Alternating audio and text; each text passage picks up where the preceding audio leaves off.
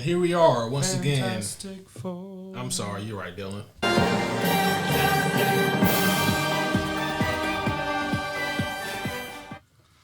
2015 edition this time. Fan4stic, if you will. You know, this has been one amazing journey. For those of you who are new here, this is the fourth part of a 5-part series where we have been discussing and reviewing and watching all of the Fantastic Four movies.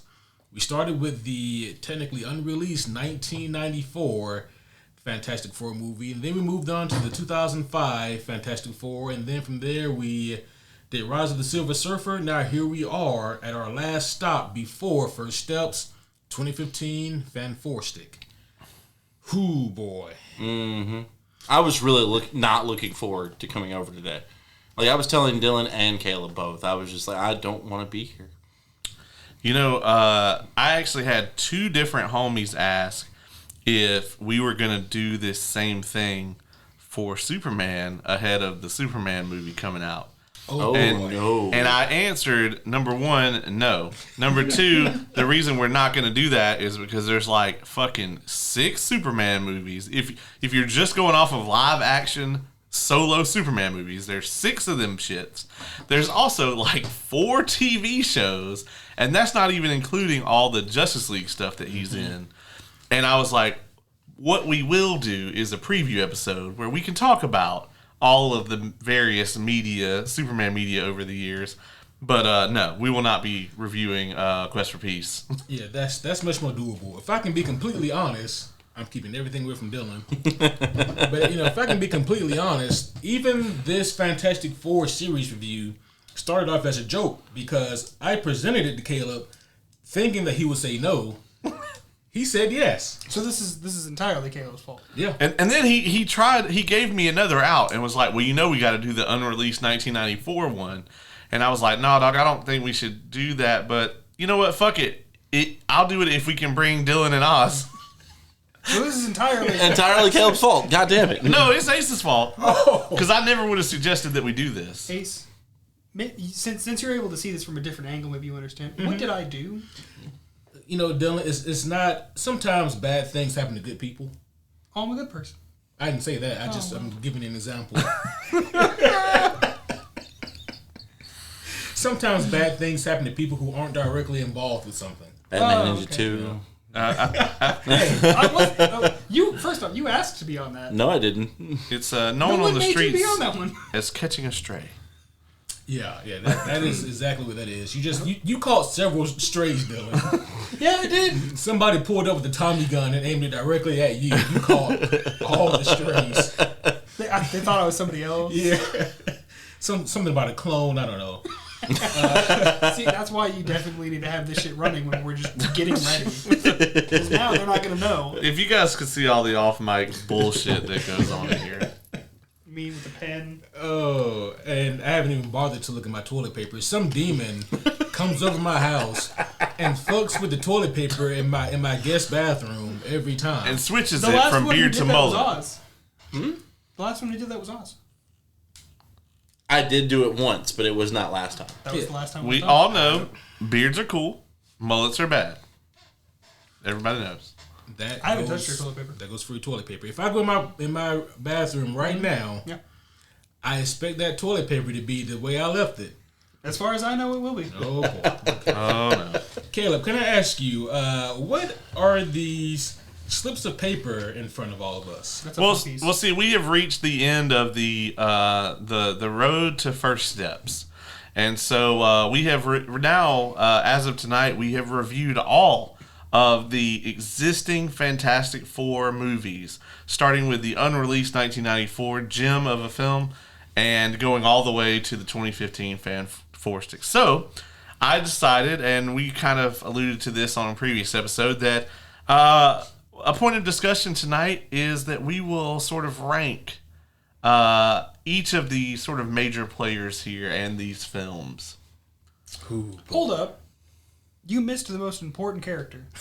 He really did, and I'm very upset. Well, the reason that I did not put Jimmy on the list is because he's only in 2 of these. And he is clearly the main character of those films. It's true. And for those of you who don't know, yes, we are the world's foremost expert on Jimmy O'Houlihan, okay? And if you don't know who Jimmy O'Houlihan is, just Google him. And we'll tell you. And we'll tell you exactly who he is. Because if you Google Jimmy O'Houlihan, folks, there's only a few things that pop up. The first thing is the actual official Marvel database entry for Jimmy O'Houlihan. Everything else in the results is us. Including a really doofy-looking thumbnail of me. Whoever picked out that thumbnail is a genius. I look so fucking happy and kind of high. If I saw that shit, I would have to click on it just to know what this person was on about. Oh, boy. Okay, I can't wait to get into this, but before we do, I suppose proper introductions are in order. So with that being said, homies one and all, welcome back to another very special episode of the Superhero Homies podcast. My name is Quentin, and I'm joined here with the rest of the crew that will help me discuss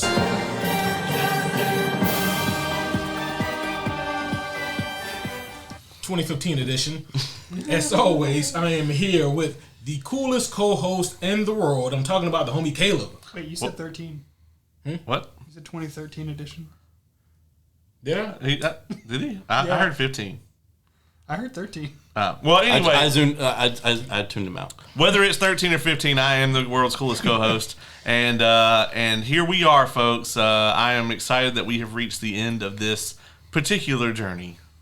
You know, right when you thought the journey couldn't get any worse, it takes a turn, and then we wind up at Fan4stic. Isn't that interesting? But, of course, here along the way to help us reminisce and break down this tremendous journey that we've been on, we have here one of my nearest and dearest, one of my oldest and closest. I'm talking about one of just the best darn people that we know, who's voted the sexiest man alive 8 times in a row, but they had to take him off because he kept winning. I'm talking about the homie Oz. What the fuck? Well, hi, everybody. Yeah, I don't know where that came from. Caleb, why'd you look at me that hard? I thought he was talking about you. I was literally like, who the fuck is he talking about? Like, Don't play dumb with me. It came from GQ. oh, I okay. I don't work at GQ. Yeah. But I am excited to finally, get this over with. But at the same time, I'm still super hyped for the end of this. I cannot wait for, first steps. That's what I'm excited about. Absolutely. And last but never least, we have one of the most intelligent people, not just in this room, but in the whole goddamn world. I'm talking about the man, the myth, the legend himself, the homie Dylan, who I wish could be here today, but actually we have a, not a clone per se, but more of a Doom bot variant. And he's been sending these Dylan bots in for like the past 4 episodes, thinking that I wouldn't catch on, but I did. But I appreciate the Dylan bot Doom clone being here regardless. So C-137. I feel like if I were to do that, I probably would not program in that they would know they're a clone. Just like Dr. Doom. Yeah. So I don't believe I'm a clone, but I can't say for certain. Can anybody really say for certain? I mean, every 7 years, your cells die and simulation. replace themselves. So, like, Theseus' ship, are you really the same person you were 7 years ago? Well, here we are, deep and introspective right off the bat. Way more deep and introspective than our actual subject matter tonight could ever be. We are here to discuss Fan4stic. Should we do this now or should we wait? I think we should do this at the end. Yeah, I think To make them have to watch the rest of this dumpster. Yeah. Well, we did. So homies, at the end of this episode, you will get our rankings. Let me hide my rankings. The Fantastic Four movies, but not just the movies, but Let me see your pen. but you will get our Oh, thoughts. you'll get him the pen.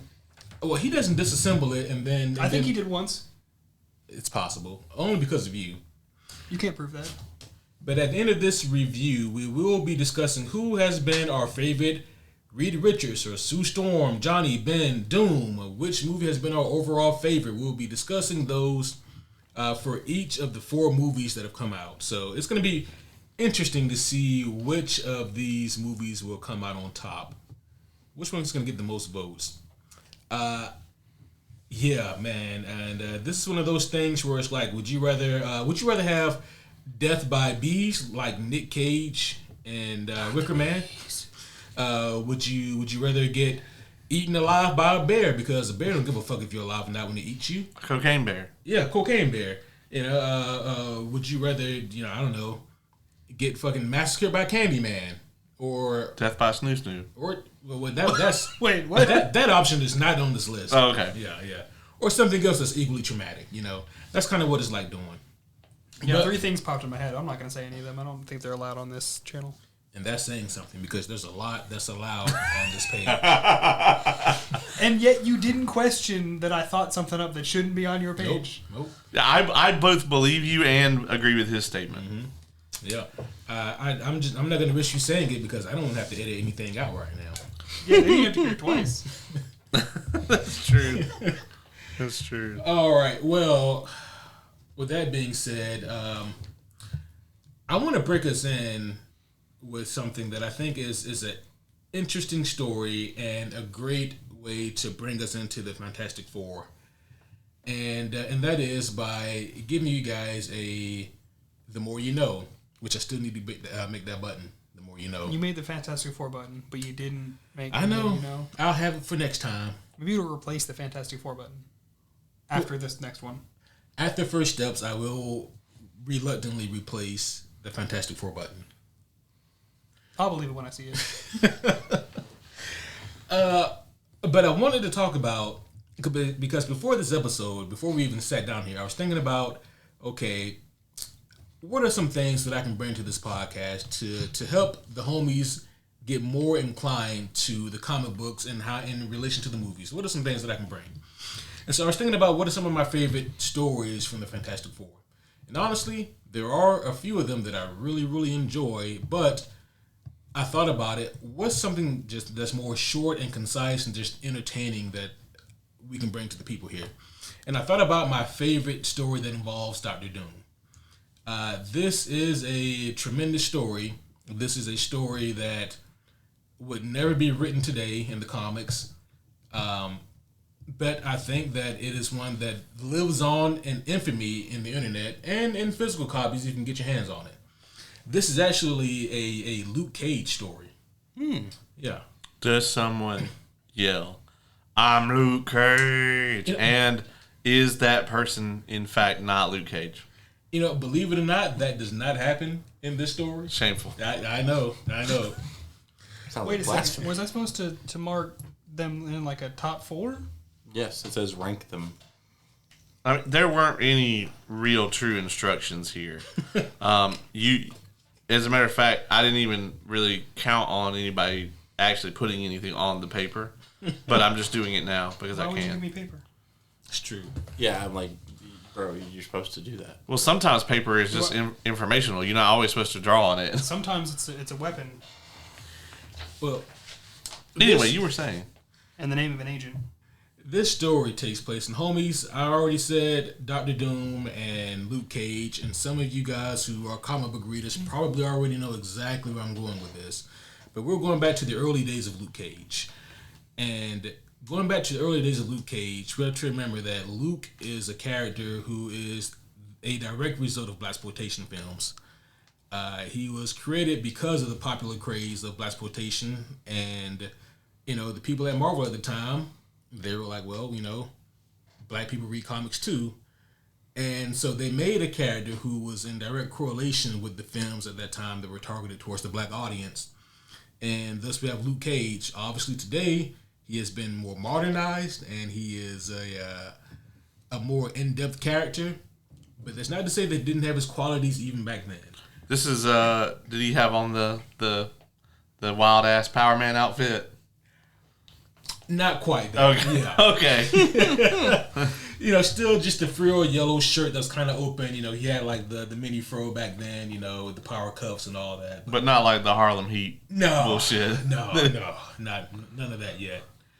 So Luke Cage, his origin is that he was a prisoner and then he gets experimented on, and that's how he gets his powers, the unbreakable skin. He gets out of prison. He needs a job. And this is how, long story short, this is how Luke becomes a hero for hire. That's kind of his moniker. He's the hero for hire.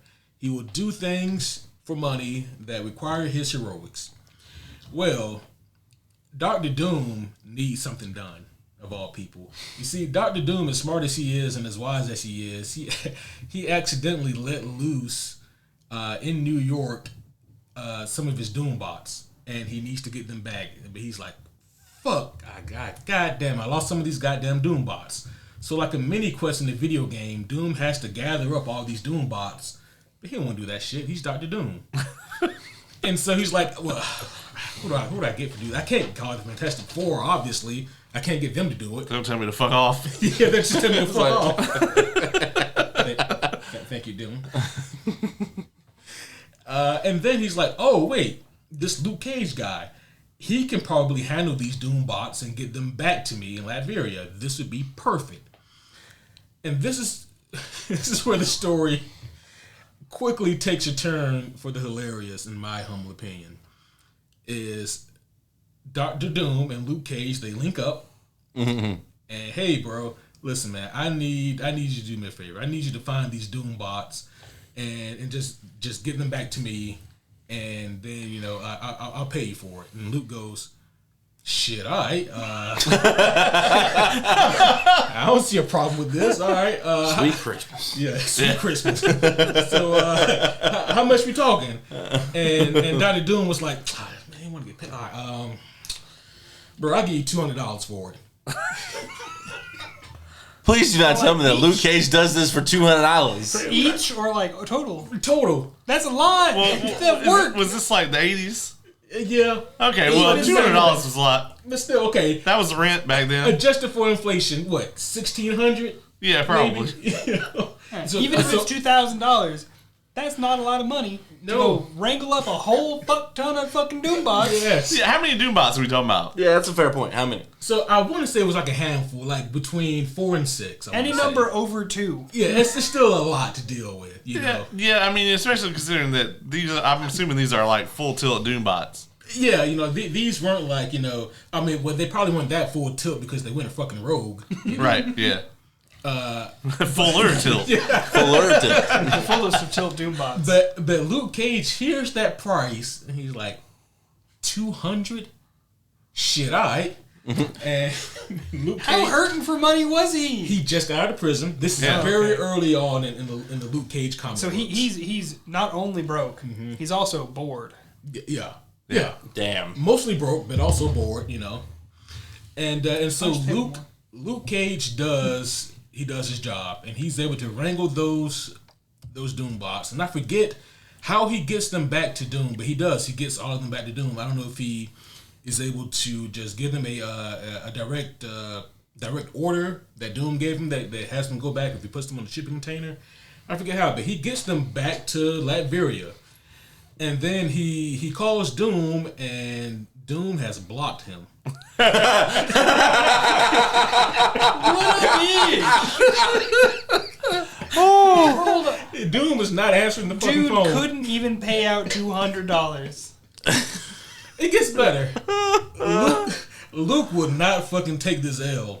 No, fuck that. Not at all. I'm kind of on Luke's side for this one part of it, at least. He goes to the Baxter building to find the Fantastic Four. Damn. And he goes to Reed Richards and he's like, hey man, look. I need to borrow the Fantastic car.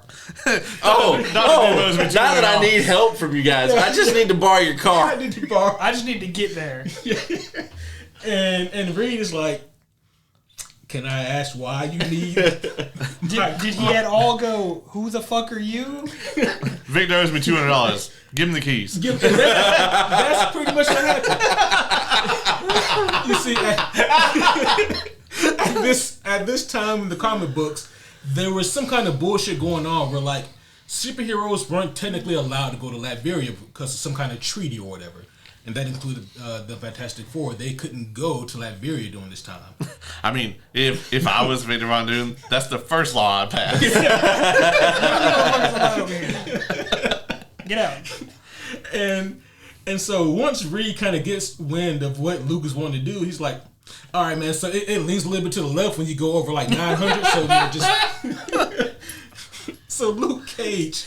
First off, I'm a little shocked that he didn't fix that. That's true. I just threw that in. I probably would, though. But Luke Cage takes this fucking flying car, this jet, this fantastic car, and I'm assuming that Reed has GPS coordinates already locked and loaded to get to Latveria. Oh, probably. Because I don't know how Luke Cage would know how to get there. But he does. That's a fair point. The car probably just took him there. He probably didn't even drive. I mean, yeah, Reed's like, just hit this button. Yeah. That's the speed dial for take me the fuck to Liberia.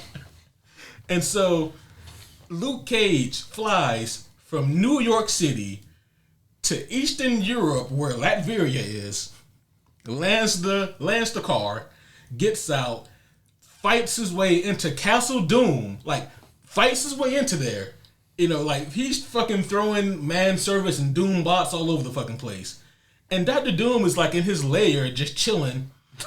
And he's like, the fuck is that noise going on? Like, he's not even watching the security camera screen, just like, goddamn, he's got some tenacity.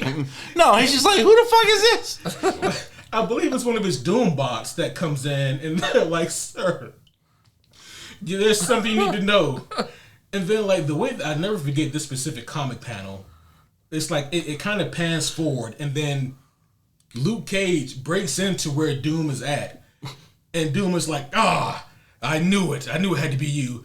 One of my servants told me that a crazed black man broke in. My God! Oh, what the fuck? Luke Cage is like, you goddamn right, bitch. Give me my $200. Give me $200. Does Doom pay him?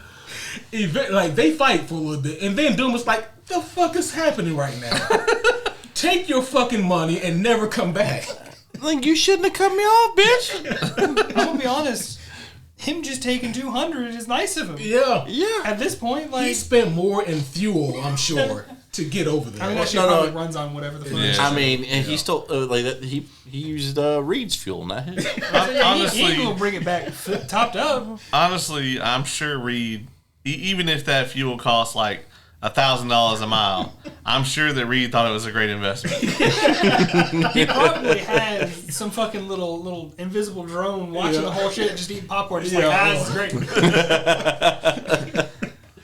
So, homies, that is your Fantastic Four / Luke Cage story for the day. Well, I wish any of our heroes or any of these Dr. Dooms were as well characterized. That would be phenomenal. Yeah. Unfortunately, we have to talk about Fan4stic now. Yeah. This is definitely one that we have sort of alluded to this whole time. The whole time. And we have watched it, folks. I have seen this movie now twice. And that is 2 more times than I would like to. But why don't we start with Dylan? He loves to go first. I did remember why I forgot the second half of this movie. It's because nothing fucking happened. Well, yeah. Since you're gonna get to kick us off, man, what's your like overall thoughts on the movie? It's just meh. It's just there's like 2 scenes that make me angry, but everything else I'm just like, why is this a thing? So your 2 emotions about the movie are angry and not. bothered? Do not. I do feel like we are stumbling on to something that Dylan might actually just be real life Dr. Doom. Oh, wow. I feel insulted. If you ever get the powers that this one has, We're best friends, right? Yeah. If I get the powers this one has, but it comes with that face, I don't want them. Yeah. If I'm not even that vain of a person. I don't want to look like I walk around with a weird green colored gimp mask. If you asked me to do a job for you and you promised to pay me $200, I'd actually pay you the $200. Okay. It's easier than having you come and fight me. Especially since I'm lowballing you from the start. From the start. Yeah. From the start. I mean, honestly. If I was like $1 million and you're like, shit, okay, and you actually did it and I just didn't think you could, I'd be like, no, don't let him in here.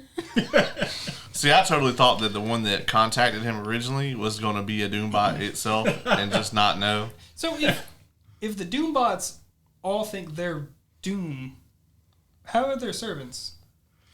It's kind of like, it's one of those things where it's like, you ever seen Westworld? Yeah. So you know how like... most of it anyway. You know like Arnold was his name in the show. Yeah. Commissioner Gordon. I'm drawing a blank on his name. Jeffrey Wright. Jeffrey Wright, yeah. The amazing Jeffrey Wright. How like he would look at something, he said, "I don't see anything at all." It's just man. Yeah, Oh, like, that's kind of cool. Just doesn't. That's smart. Just doesn't register. But then there are other Doombots that are lower on the totem pole, and they're just okay. They're just servant Doombots. Yeah. That's They're just C-3POs with capes. Basically. Even if I had clones, I don't know if I could make a clone of me do a menial task like that, because you're still seeing yourself do a at that point lower task. Yeah. So like, that's weird. But anyway, this movie, I really don't. I have the same feelings of this movie now as I did before we watched it. It's just, Is it the worst Fantastic Four movie? Yes. Yes, it is.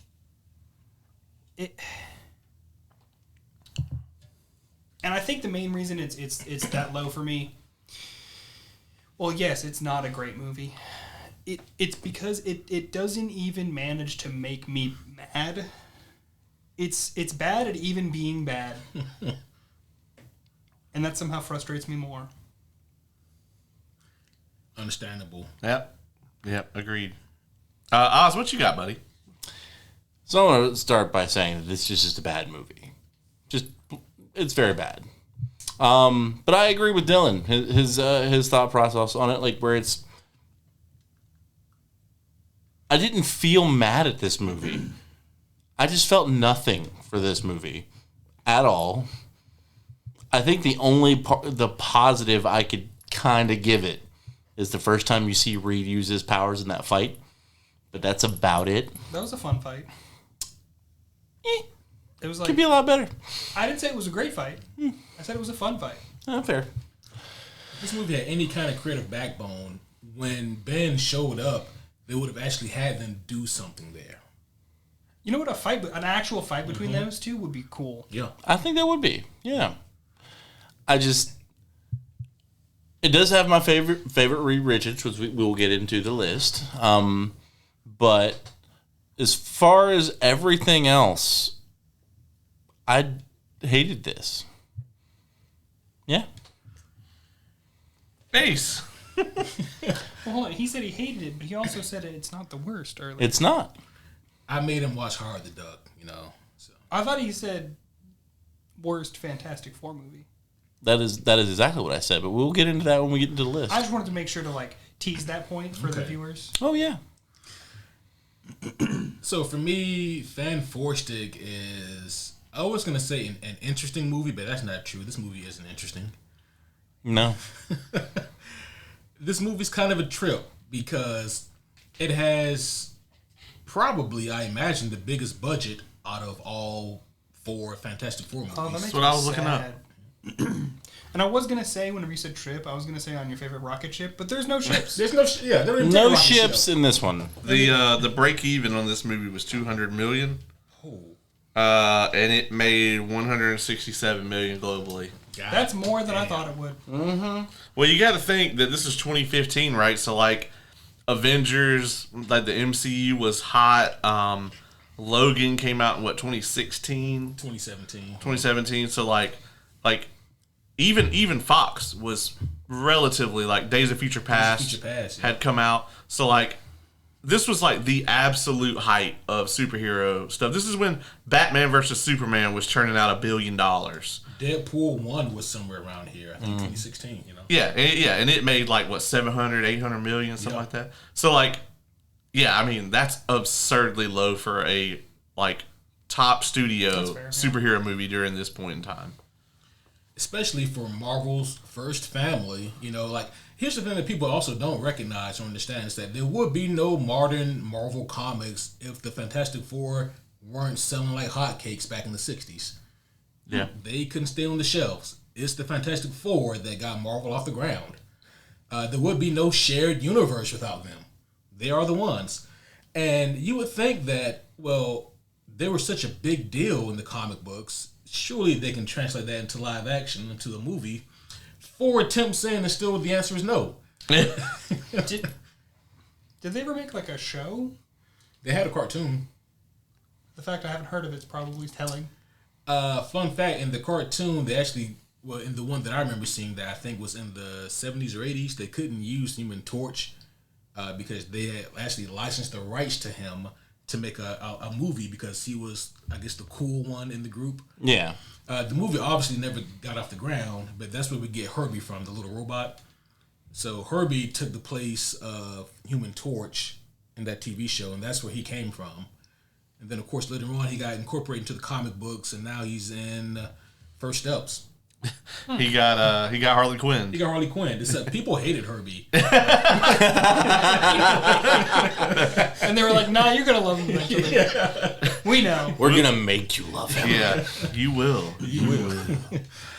But no, I think this movie is somehow the most heartless of all of them.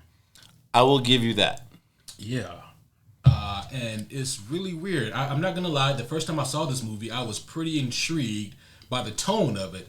Because you go into the beginning of this movie, and this is just so tonally different from what you expect from a Fantastic Four movie. And then by the end of it, I feel like my eyes are bleeding, and I'm just glad it's over. This movie was the longest 2-hour, not 2-hour movie I've ever seen. Yes. Caleb, what'd you think? Oh boy. There's so much. I agree with you too on the tone thing. When you first start this movie, you're like, okay, this is about to be like, not necessarily grimdark, but like a darker Fantastic Four. Grimdark? Yes. Like with 2 M's. 2 M's? Okay. Like Sir Benjamin Grimm. Dark. But no, you think it's going to go in that direction, but it doesn't quite ever get there. It's like they give you just these little tiny bits of backstory, like somebody sat down and wrote a one-liner about each one of these characters, right? Like when it starts off with the whole, Reed being in the classroom and like demonstrating that this, like, number one, this dude is probably on the fucking spectrum, but number two, he actually is insanely smart and capable if he puts his mind to something.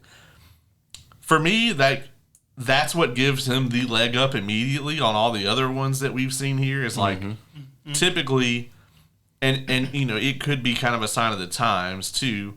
It's like the only way that they knew how to make the nerdy character somebody they could work with was to make him ineffective and awkward.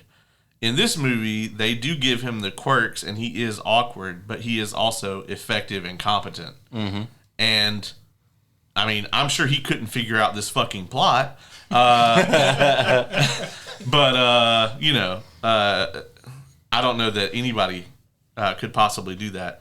All that shit is immediately dropped, right? Like, you get Ben has this, like, really tragic childhood. They give you this dark as fuck thing where, like, the whole it's clobbering time came from, like, his older brother used to abuse him. Mm-hmm. And then that shit's just dropped. It goes nowhere. And then they expect you to cheer when he yells the shit at the end of the movie. You're like, but no. That's a trauma response. Yeah, right? Yeah, like that just makes me sad. Like, don't say that, Ben. This is him becoming his family. Yeah, we don't want that. Yeah, Sue, once again, somehow, really Sue and Johnny get nothing here, other than that, they give her, she's from Russia. That's her little backstory piece. One line of it. Yeah. Is Sue Storm actually from Russia? No. Okay. No. Yeah, I don't know why they did that, but all right, whatever. Did this one actually get closer to her power set? Yeah, they didn't really utilize a whole lot of what she can do, but I didn't ask that. Compared to the other movies, though, yeah. Yeah. Okay. Also, you look at Sue in the 05 movie, and it's kind of the same bare bones things, except Sue couldn't fly in the 05 one for whatever reason. Mm-hmm. That's one point. Yeah.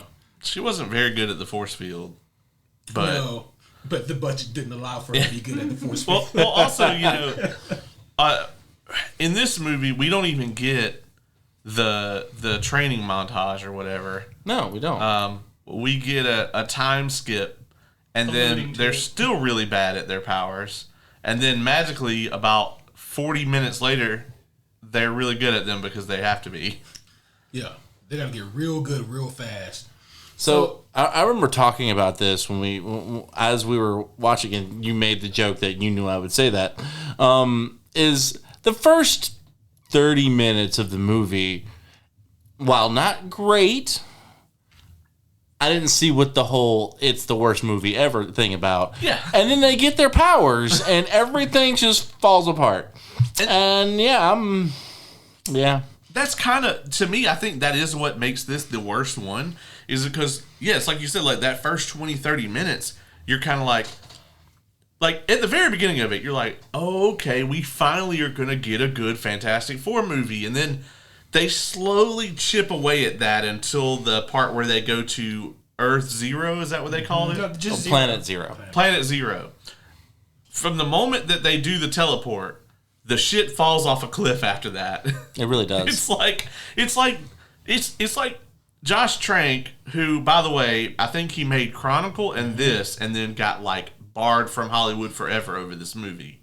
But I enjoyed Chronicle. Chronicle was really good. Yeah, Chronicle was really good. That's why they gave him Fantastic Four. And then he fucked it up. Yeah, and then they've With Michael B. Jordan as well. Oh yeah, he is in that. Well. Yeah. That movie made me want powers. Same. That makes me scared, Dylan, because I think you wanted powers from Dane DeHaan's character. I wouldn't do it the same way. See, he did it in a dumb way. Wait, the Green Goblin's powers? Well, yeah. Or was he the Hobgoblin in that, technically? I don't know. I think it's called him the Goblin. Yeah. But, Anyway. Yeah, the same guy that wrote and directed Chronicle wrote and directed this. And it's almost like he got high as fuck one night and wrote the first 30 minutes and then woke up the next morning and just hung the fuck over. It's like, oh, God, I got to finish the movie today. And then he's like, shit. And then just he started scribbling down some stuff. Yeah, Doom is going to do this for no reason. And, yeah, team battle. This movie, once again, demonstrates that putting Doom in a first Fantastic Four movie is just not a good idea. Would you say that it dooms it? Shut up. Fine. Everybody gets one. Yes. This Doom is awful, but you know what? Let's take it from the top here with this movie. It does start off with a pretty interesting tone, like we mentioned earlier already. It starts off with a very young Reed Richards, who's giving a presentation in class about what he wants to do when he grows up. And, you know, the other kids, we can assume, gave more reasonable responses. Like boring people. Reed said he wanted to teleport some shit to another place. And the teacher completely ruined his dreams, shattered them, shut him down, and said, come back with something that's real, not this fantasy bullshit. And then there's a young Ben Grimm, also in the same class, who apparently needs glasses because this kid is squinting so hard. Very hard, like unnaturally hard. If he did, do you think that family would get him glasses? Probably not. Exactly. No. Yeah, that's true. Undiagnosed. Yeah. But it is after this that we go to a scene with young Ben. And he's at home. And Caleb put it perfectly. Like, the brother does look like he's going to 8 Mile. Yeah, he's very much got a Marshall Mathers look to him. Yeah, and like even just like the look of the junkyard that they work at, or the scrapyard, or whatever. It's all very much. It's where they live. Yeah, it's where they live. Yeah, and it looks like Eminem probably has shot a video there. At least one. Yeah, and he even had like on the wife beater. Mm-hmm. The only thing missing was this, like maybe bleach his hair or something. Yeah. He's working on it. He's saving up the $7 for that. Oh, I get it. He's Stan. Oh, yeah. Stan Grimm. Oh, no. Oh, but poor little Ben, his household isn't the greatest. He does have a brother that abuses him. And then a mom who abuses his brother for abusing him. Yep. And it's just... And again, like, this is a weird thing to put in a Fantastic Four movie as it is. Especially if you're never going to talk about it again. That makes it even worse. Yeah. It's never brought up ever again. There's a lot of big-lipped alligator moments in this. Sorry, that is an old term. Where did I get that from? It was a different video, but a person calls an event like this because sorry, small rabbit hole here. All dogs go to heaven. You seen it? Yeah. In one of them, there's a massive big-lipped alligator that comes out and like saves him. And that shit is weird as shit, and it's never talked about after it's done. It just shows up, weird as fuck, never brought up again. So that's the big-lipped alligator moment. Oh, okay. Wow. I think that was the Nostalgia Critic that said that. I don't know if he's still doing videos. Anyway, that was years and years old. Sorry about that. It's all right. We got the throwback crew now. True. That's right. The next scene, well, no, because we go to the part where like they... Or Ben goes out to the junkyard because there's a noise. Dogs are barking. Yep. Not his feet, but literal dogs are barking. His feet could be too. They could be. Yeah, we don't know. And He probably walked home. Reed is in the back of this car in this scrapyard. And he says that he's trying to get some kind of Power converter, yeah. power converter. And he's in the back I wonder if he meant to go to Tashi Station. Nothing. That sounds vaguely. I don't know what's going with It's all a that. Star Wars joke. It is a Star Wars joke, and Ace, I think, got it. That actually reminds me. I'm gonna rabbit hole us here just a second. There was a clip that we had posted a while back where I referred to the planet where the Ewoks live, back up. of Endor, as the teddy bear planet. And the people on the internet got very upset with me for referring to it that way. However, I was watching the Industrial Light and Magic documentary the other night, and George Lucas himself was talking to the concept designer, and he was like, they talked about how George Lucas wanted the guy like to make them like, and I quote, little teddy bears. Exactly. So straight from the creator's mouth, suck it. Anyway. This is coming from the guy who thought it was a good idea to sell it to Disney. It was a good idea. We don't have time to talk about that,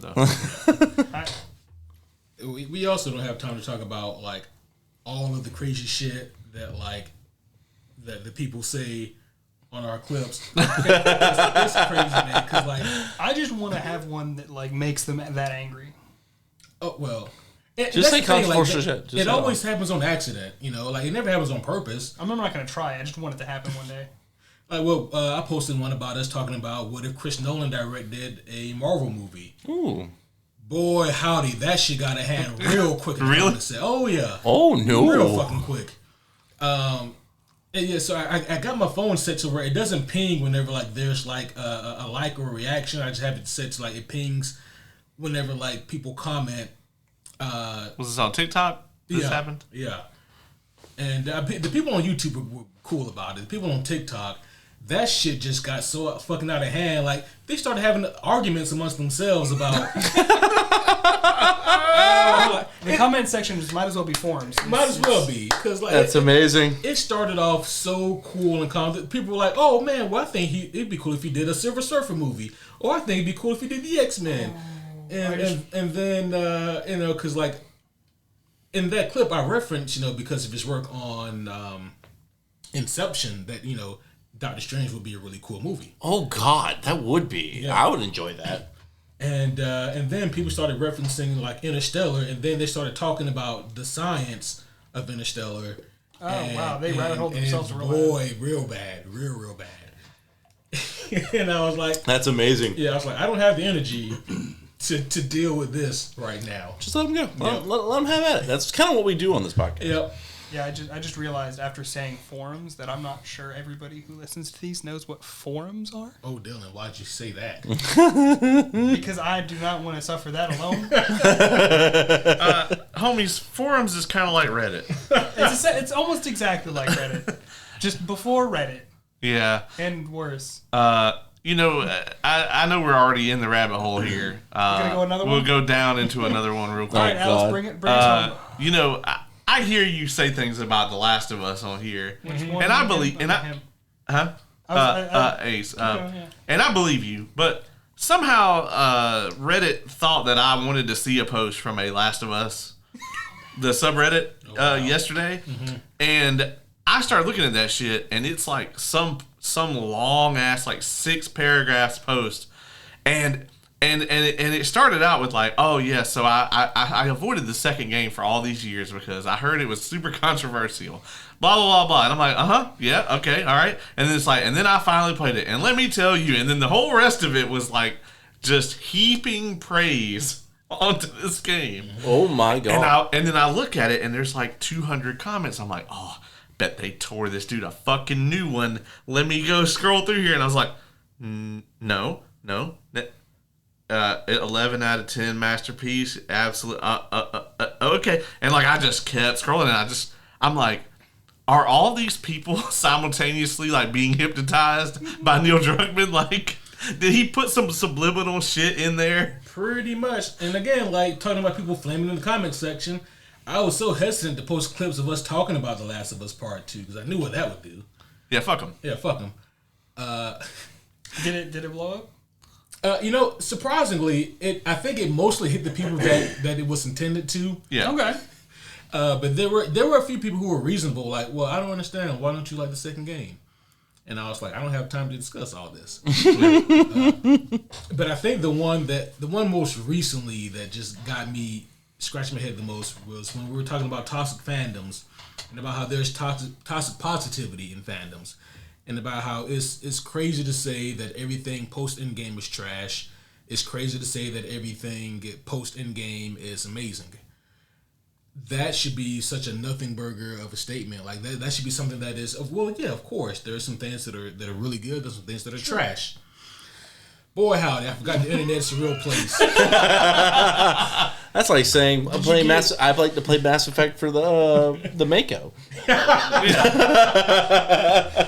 And someone, like, out of all the comments, the one that stuck out to me the most, and the one that almost had me respond, I didn't. Ooh. Was someone said, "Oh, everything posted in game is trash." They said like Eternals, like Quantum Mania, 11 Thunder, all trash. And I was halfway through typing, I was like, Guardians 3, Spider-Man No Way Home, like X-Men 97. I was like, it's not worth it. Yeah, just delete it all. You just delete it all and just put your phone down and go back to whatever you're doing. Just let them blow the hot air. Go back to failing to parry in Expedition 33. Ooh, don't. That's me. Yeah. But you know what? Eventually. I think I would rather watch the movie we watched tonight than have to watch fucking Last of Us 2 again. So, brother, yeah. I still haven't finished it. Because that shit just makes you actively angry the whole time. I watched the first episode. Yeah. And that's where I stopped. And I was like, you know what? I'm not even... Like, I have not played the second game yet, and I don't plan to. And I think I'm not going to finish this season. And I'll just be okay with it. Yeah, it'd be fine. I might circle back. I just have no drive to. Yeah. Well, the viewership definitely shows that there are people out there who weren't on board with this. Which goes back to another clip that we posted. Surprise, surprise. This controversial game that was adapted as a TV show is also controversial. Like, who would have thought? And there's people mad about that one too? Oh yeah, people like, well, wait, like this show is a masterpiece, or Season 1 was. Yeah. Or the game is actually really great. People don't understand it. Yeah, it's the same talking points. Oh God. Anyway, speaking of talking points, Ben and Reed do some talking. What is this power converter that they get? That's like a fucking transformer. That's a transformer, 100% a transformer. Yeah. I don't know why that was in a car fucking junkyard. Yeah, where did he steal that from? I still think they just took it off pole. Yeah, I think they just fucked up somebody's power. Well, actually, right after that, they fucked up everybody's power. Mm-hmm. Yeah. Yeah, they probably should have died right there. How did they not go to like juvie at least? Something should have. Well, maybe they couldn't time jump. Well, maybe no one could track the power shortage. It was the 90s. True, it was the late 90s. As a matter of fact, it might have been the 2000s. Still, because it's a 7-year time jump, and that brings them to 2014. Then we get another year time jump that puts them at 2015. Oh. So, theoretically. Well, either way. Yeah. This movie isn't smart enough for us to be talking about the time. Yeah, I know, that's right. How many of those N64s do you think he was using to do the compute for this? How many were on that rack? It looked like he had say 12 to 18. I didn't even notice him. I'll be honest. I didn't either. Let's just say that he had 20, right? How much money is that in that year times? No, I wasn't going for money. That would have been expensive as fuck, but I was going for actual computing power. And they would those N64s all combined, if they were as efficient as today's shit, and they weren't, would have been equal to a single 1.8 gigahertz core. And he was trying to do quantum calculations with that shit. Oh yeah, I think it worked fine. You said quantum. Yeah, I did say quantum, and they said quantum. Yeah. So really, I don't know why we were asking any questions after the word That's a fair quantum point. appeared on the screen. that's a fair point. That's true. Yeah. Any questions you guys have, just quantum. Quantum. Yeah, so they quantum their little asses right into Reed's garage and then shut down the whole fucking block when they turn this machine on that is supposed to teleport something. It does teleport the toy car. I'm going to be honest. Up until Powers, which I know I'm skipping forward a little bit. Up until Powers, Ben was my favorite character. Because he was the most realistic out of everybody. Yeah. He always had the most, hold up a fucking minute reaction to Reed. Well, the only real on-screen chemistry in this entire movie is between Reed and Ben before the powers. And honestly, once they go to the Baxter Building, Ben is not in the fucking movie again. Yeah. Until they go get the powers. Which is so dumb. Oh, it's incredibly dumb. Yeah, and again, guys, because of the way that they get their powers, they don't need a pilot. So there's no reason for them to have Ben. So the way they get Ben there is so contrived. He calls him in the middle of the night. Reed does. He tells the guard at the front door to this fucking top secret lab. Not Jimmy. If it was Jimmy, that shit wouldn't happen. Yeah, if it was Jimmy, he would have been like, that motherfucker can't come in here. And he would have just fucking Palpatine that motherfucker out back through the door. Because Jimmy O'Houlihan is on the job, motherfuckers. Nah, this was some goddamn Paul Blart fucking rent-a-cop. And I don't even know if you saw him on scene.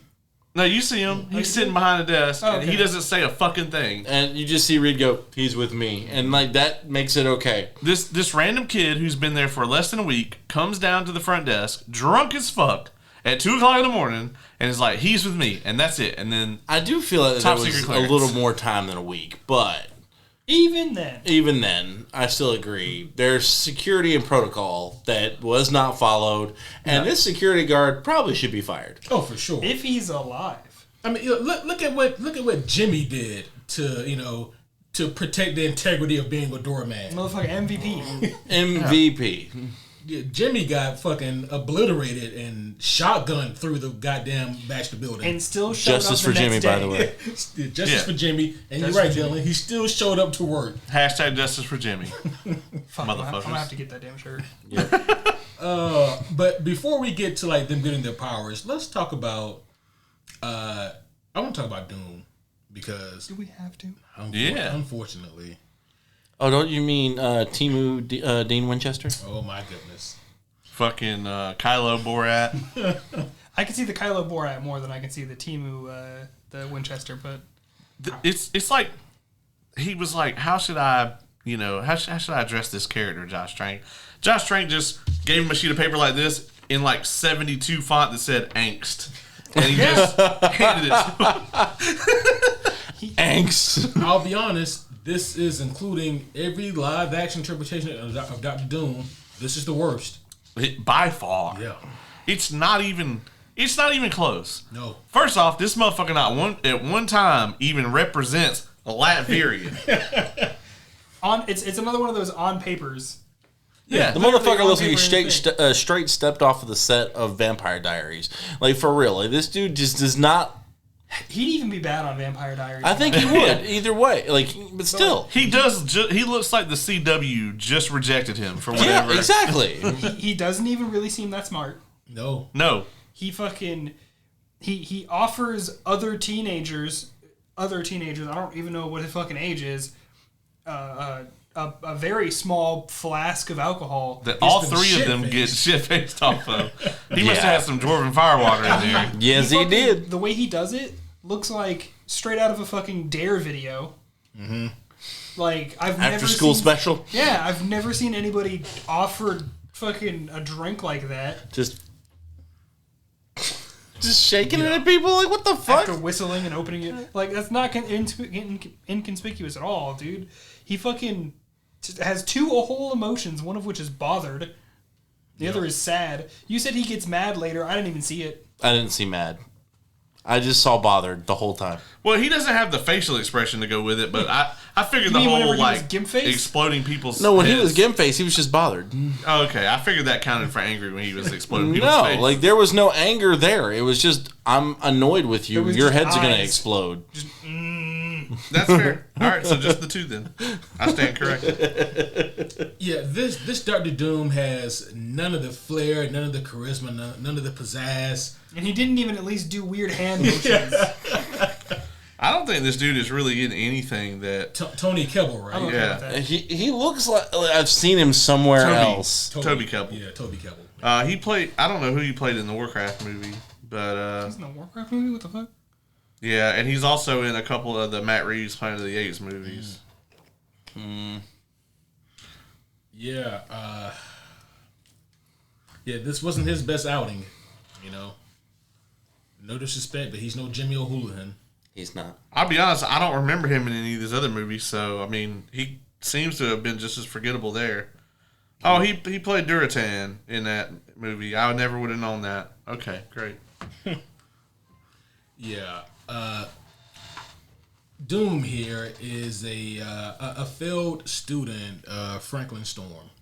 You know, the father of Johnny and Sue. And apparently he broke like a lot of really severe laws and rules in that place. Like setting their servers on fire. Yeah. Yeah. He fucking played Duratan? Yeah. Sorry, that just... Well, he's just barely in that movie. And there's no way he did the mocap because that orc has facial expression. Yeah. Sorry. God damn. And it must have been more than bothered or sad. There was anger. Yeah, he was angry. See? Yeah. So Franklin, he decides to bring back in Doom because he needs his specific mind and brilliance to help Except bring he doesn't do shit. He don't really do shit. So I want someone at the table to tell me Can I leave the table? something about Franklin's character in this movie. May I be excused? That I recognized him from Airheads. That's it. No. Something about the character, though. Like, anything at all. Because he is just a plot device. He was a subpar father. Was he, though? I assume. They didn't show anything worse. Yeah, he's just He here was to physically there. He's just here to move the plot along. And Yeah, he's just the DM's favorite NPC, but no one understands. Yeah. And so he just keeps throwing them at him until they finally try to, and then it's like, oh, well, it's time to kill him now. Yeah. I was gonna say but the DM would have to be bad for that, but I looked at the rest of the movie mentally. Yeah. So yeah, this is just a bad DM story. Shitty DM's favorite NPC. And all four of the players, like, someone else made their characters for them and they didn't read the sheet. Yeah. And then when it gets to the fight at the end of the movie, they're like, so it's your turn, what do you do? And they're like, fuck. Shit, I have 2 pages? I can make a force field. Okay, I turn invisible and fly at the bad guy. I can't turn the fire off for some reason. Yeah, the DM is like, legendary action. They're like, another one? Yeah. Shit, I've said that, though. To him. The one really annoying character is the first time that he's ever played D&D. He's like, how do I turn the fire off? And the DM's like, there's a button on your wrist. He's like, I pressed the button on my wrist. It's not working! You gotta say flame on or off. It's a command word. Command word. Oh, no. And then there's that one dude who just made a rock. Yeah. No, I think the DM handed each of them their character sheets. Yeah, but they weren't allowed to read them before the session. And so it's like, wait, I'm a rock? That's why he's just angry. He's like, yes, you're a rock. What do you do? Please, somebody help me. I can't move. Well, no, you can walk around. I'm a fucking rock. What do you mean? I want to see the scenes they cut from this movie. I want to see the lead scene. I'm not sure I do. I don't. I want to see the things that Josh Trank looked at and went, nah, that can't be in my movie. Well, we do know that he did a lot of really intense rewrites on this movie. You don't say. I don't know why that got him that mad. I would love to see. It was your tone. Yeah, I would love to see what that original script looked like. Honestly, based on the first chunk of the movie, it probably would have been a much better movie. Probably. Or at least a more consistent, a much better movie. Yeah. You gotta wonder if there was like studio interference, right? Like if maybe he put together the first 20 minutes of this and they went, oh, this is like boring character stuff. People want to see them use their abilities. They need to get their powers right now. Yeah, and sorry, I didn't mean to cut you off, but didn't studio interference end up with like the other 3 movies? Well, the studio, I don't think said a fucking thing about the '94 movie. They were like, you're not releasing it, so it's going to go in our vault. And that's count that as interference. That's fair. That's true. It not coming out, maybe it's the biggest interference. Yeah, they were like, well, I'm not saying they were wrong. I'm just saying it technically interfered. Yeah, you just can't come out with it. But yeah, I mean, the studios, like, it was very commonplace at this point for the studios to come in and try to make everything more palpable for a casual audience. Clearly, it didn't fucking work with this movie because it didn't make any money. Also, clearly, they didn't realize how many fucking nerds there were. That is definitely something that Fox lagged really behind on. Is like, they made the first X-Men in like 2000, and then everybody was like, Fox cracked the superhero movie or whatever. And it was fine in 2000 to treat everyone like they never heard of the fucking X-Men before. And they still, to an extent, didn't even do that because the cartoon had been so popular. But they definitely fell behind the times. Like, by the time that, like, the Nolan trilogy had come out and, like, the MCU had debuted, they didn't upgrade the product. Yeah, they failed to understand the new assignment. They were still working off the old playbook. And then somehow, like 7, 8, 9 years later, they were still working off the old playbook. Yeah, it's true. So at that point, they were really coasting off of Wolverine. Fucking keep us alive, please. Yep. You know? Oh yeah. And I mean, and honestly, that was it. Wolverine, then Deadpool. Well, Deadpool. Till you're 90. Deadpool also got canned.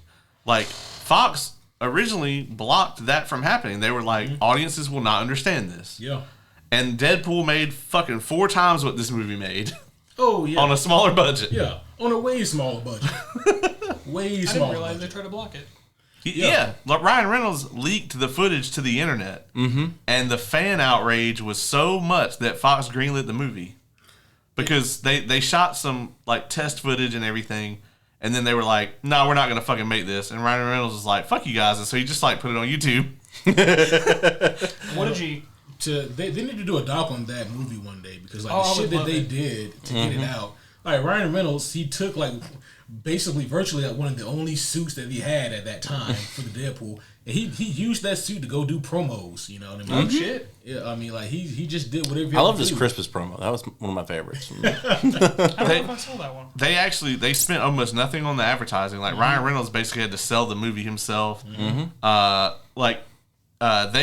the shit out of the budget, which is why Deadpool had to leave all his guns in the car. No. In the third act, yeah, because they literally ran out of money. Yep.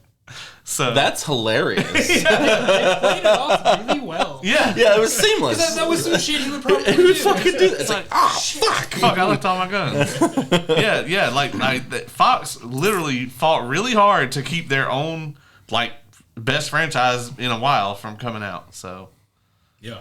Well, they tried to kill it before it even started. yeah.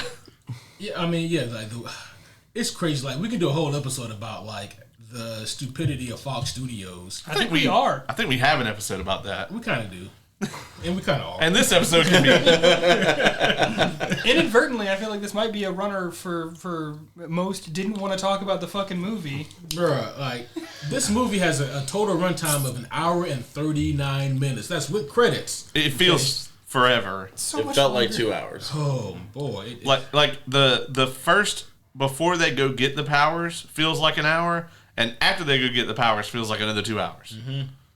it's I wouldn't say 3. It I don't know, dog. It may not feel girthy, but it feels lengthy. The scene at the end, where what they thought was going to be the fucking zinger, where they super awkwardly try to get to the name of the team that everyone knew before they sat down in the theater. Oh my god, that scene is so awkward and long. I think that. Sorry, we kind of derailed from what you were saying earlier. It's gone? Okay, cool. Oh, well. Which thing? We derailed a lot. Yeah. I mean, This was about the movie, though. I just want to make sure that I wasn't like completely killing a train of thought you wanted to finish. Well, you can't now. Yeah. I think the thing I hate the most about this movie is that they're not a fucking team. Not even close. They're not close. a team. They're not a family. They're not fucking friends. No. The most you get is during the building of the machine. There's a small scene where Doom, Sue, Johnny, and Reed are sitting around eating dinner, and they look like they're laughing. They have the scene where they get drunk for 20 seconds. And again, that's not even the people who are... Sue's not even in that. Neither is Ben. And neither is Ben. Like, Ben is not even in this part. Like, how is he supposed to be part of this team? Right. Ben's barely in this movie. And then I know, and it pisses me off. We get zero banter between Johnny and Ben, and that's a crime in and of itself. I know. You get one line. You get at one the very line. end. Yeah. And honestly, it kind of just felt like Johnny was being an ass. Yeah. Like, not even funny. Right. Not a single fireball was thrown at Ben's head. No. No, there's no chemistry at all between any of the characters in this movie. Like we said, other than the Reed and Ben before they go get the powers, and this is maybe 6 minutes of screen time maximum. Yeah. So they go to Planet Zero, they get the powers. First movie off, falls apart. With Planet Zero, like immediately, I'm over here like, okay, they just stuck the flag in the ground. The CGI flag, which made no fucking sense. Well, see, we don't have flags. Right, my bad. And it cracks the ground. Yep. And green glows out of it. And immediately they're like, let's go investigate. Let's go down this cliff. Down a cliff. Not like let's walk down this hill. Not a small cliff. Like a big fucking cliff. Like literally, when he says that the story falls off the edge of a cliff, it quite literally does. It climbs down it. Yeah. The guy that's supposed to be reckless AF that does street racing and shit is like, nah, bruh, I'm not going down there. Which honestly makes kind of sense when you really think about it. Because he's like, look, I might be a dumbass. I'm not that fucking stupid. Yeah. Nobody even yells at Victor to be like, hey, dog, don't touch that shit. Also, he's kind of the one pushing them to go forward. Yeah. Like, creepy, edgy motherfucker is just like, like he can breathe the air there. You're in a suit. Sorry, that irritated me when it happened. I didn't say that. And he just like climbs down and goes and fucks with the green shit. And no one's like, hey, bud, 3 fucking steps back. He really just touched the river Styx and like was, that's a good idea. And apparently, whatever it is, the necroplasm or whatever is extremely fucking volatile. To doodling. Yeah, because he diddled that shit and then it started to erupt like a fucking volcano. And then the earth, well, not the earth, the ground did. Like all the way up to their fucking little spaceship thing. That's not a spaceship. Their spaceship thing that totally wouldn't have been where they landed it because of all the jostling and... Yeah, because it moved quite a bit, so why would it go back to... I mean, it just did this, though. Yeah. It's fine. You can tell the effects. Yeah, it was like a Universal Studios attraction, Yeah, just kind of, And also, like, so, I mean, I know, obviously, space-time butthole, I get it. That's not until later. This is just a space butthole. Yeah. Space butthole, my bad. Yeah, butthole. But later, when they use the machine, it doesn't drop exactly where it's meant to be. Like, the same spot. Well, you see with rotations and no, like listen. I get that science, but don't say you get that. That was bullshit. Science, bitch. Quantum, exactly. God damn, quantum. Yeah, you're right. All I'm saying is, like, at least have some rules for your space butthole. Like, at least a little bit. Again, we weren't at the space butthole yet. You can't just let these space buttholes run around and do whatever they want. You Yeah. gotta have rules. And you gotta have regulations. structure. Yeah. Well, technically, the space butthole was the only like teleporting thing that kind of did have rules and structure. I mean, we're playing real. That's a real fast and loose butthole. Compared Like, to the rest of this legit. movie. Which Like, might no- be everybody's favorite kind.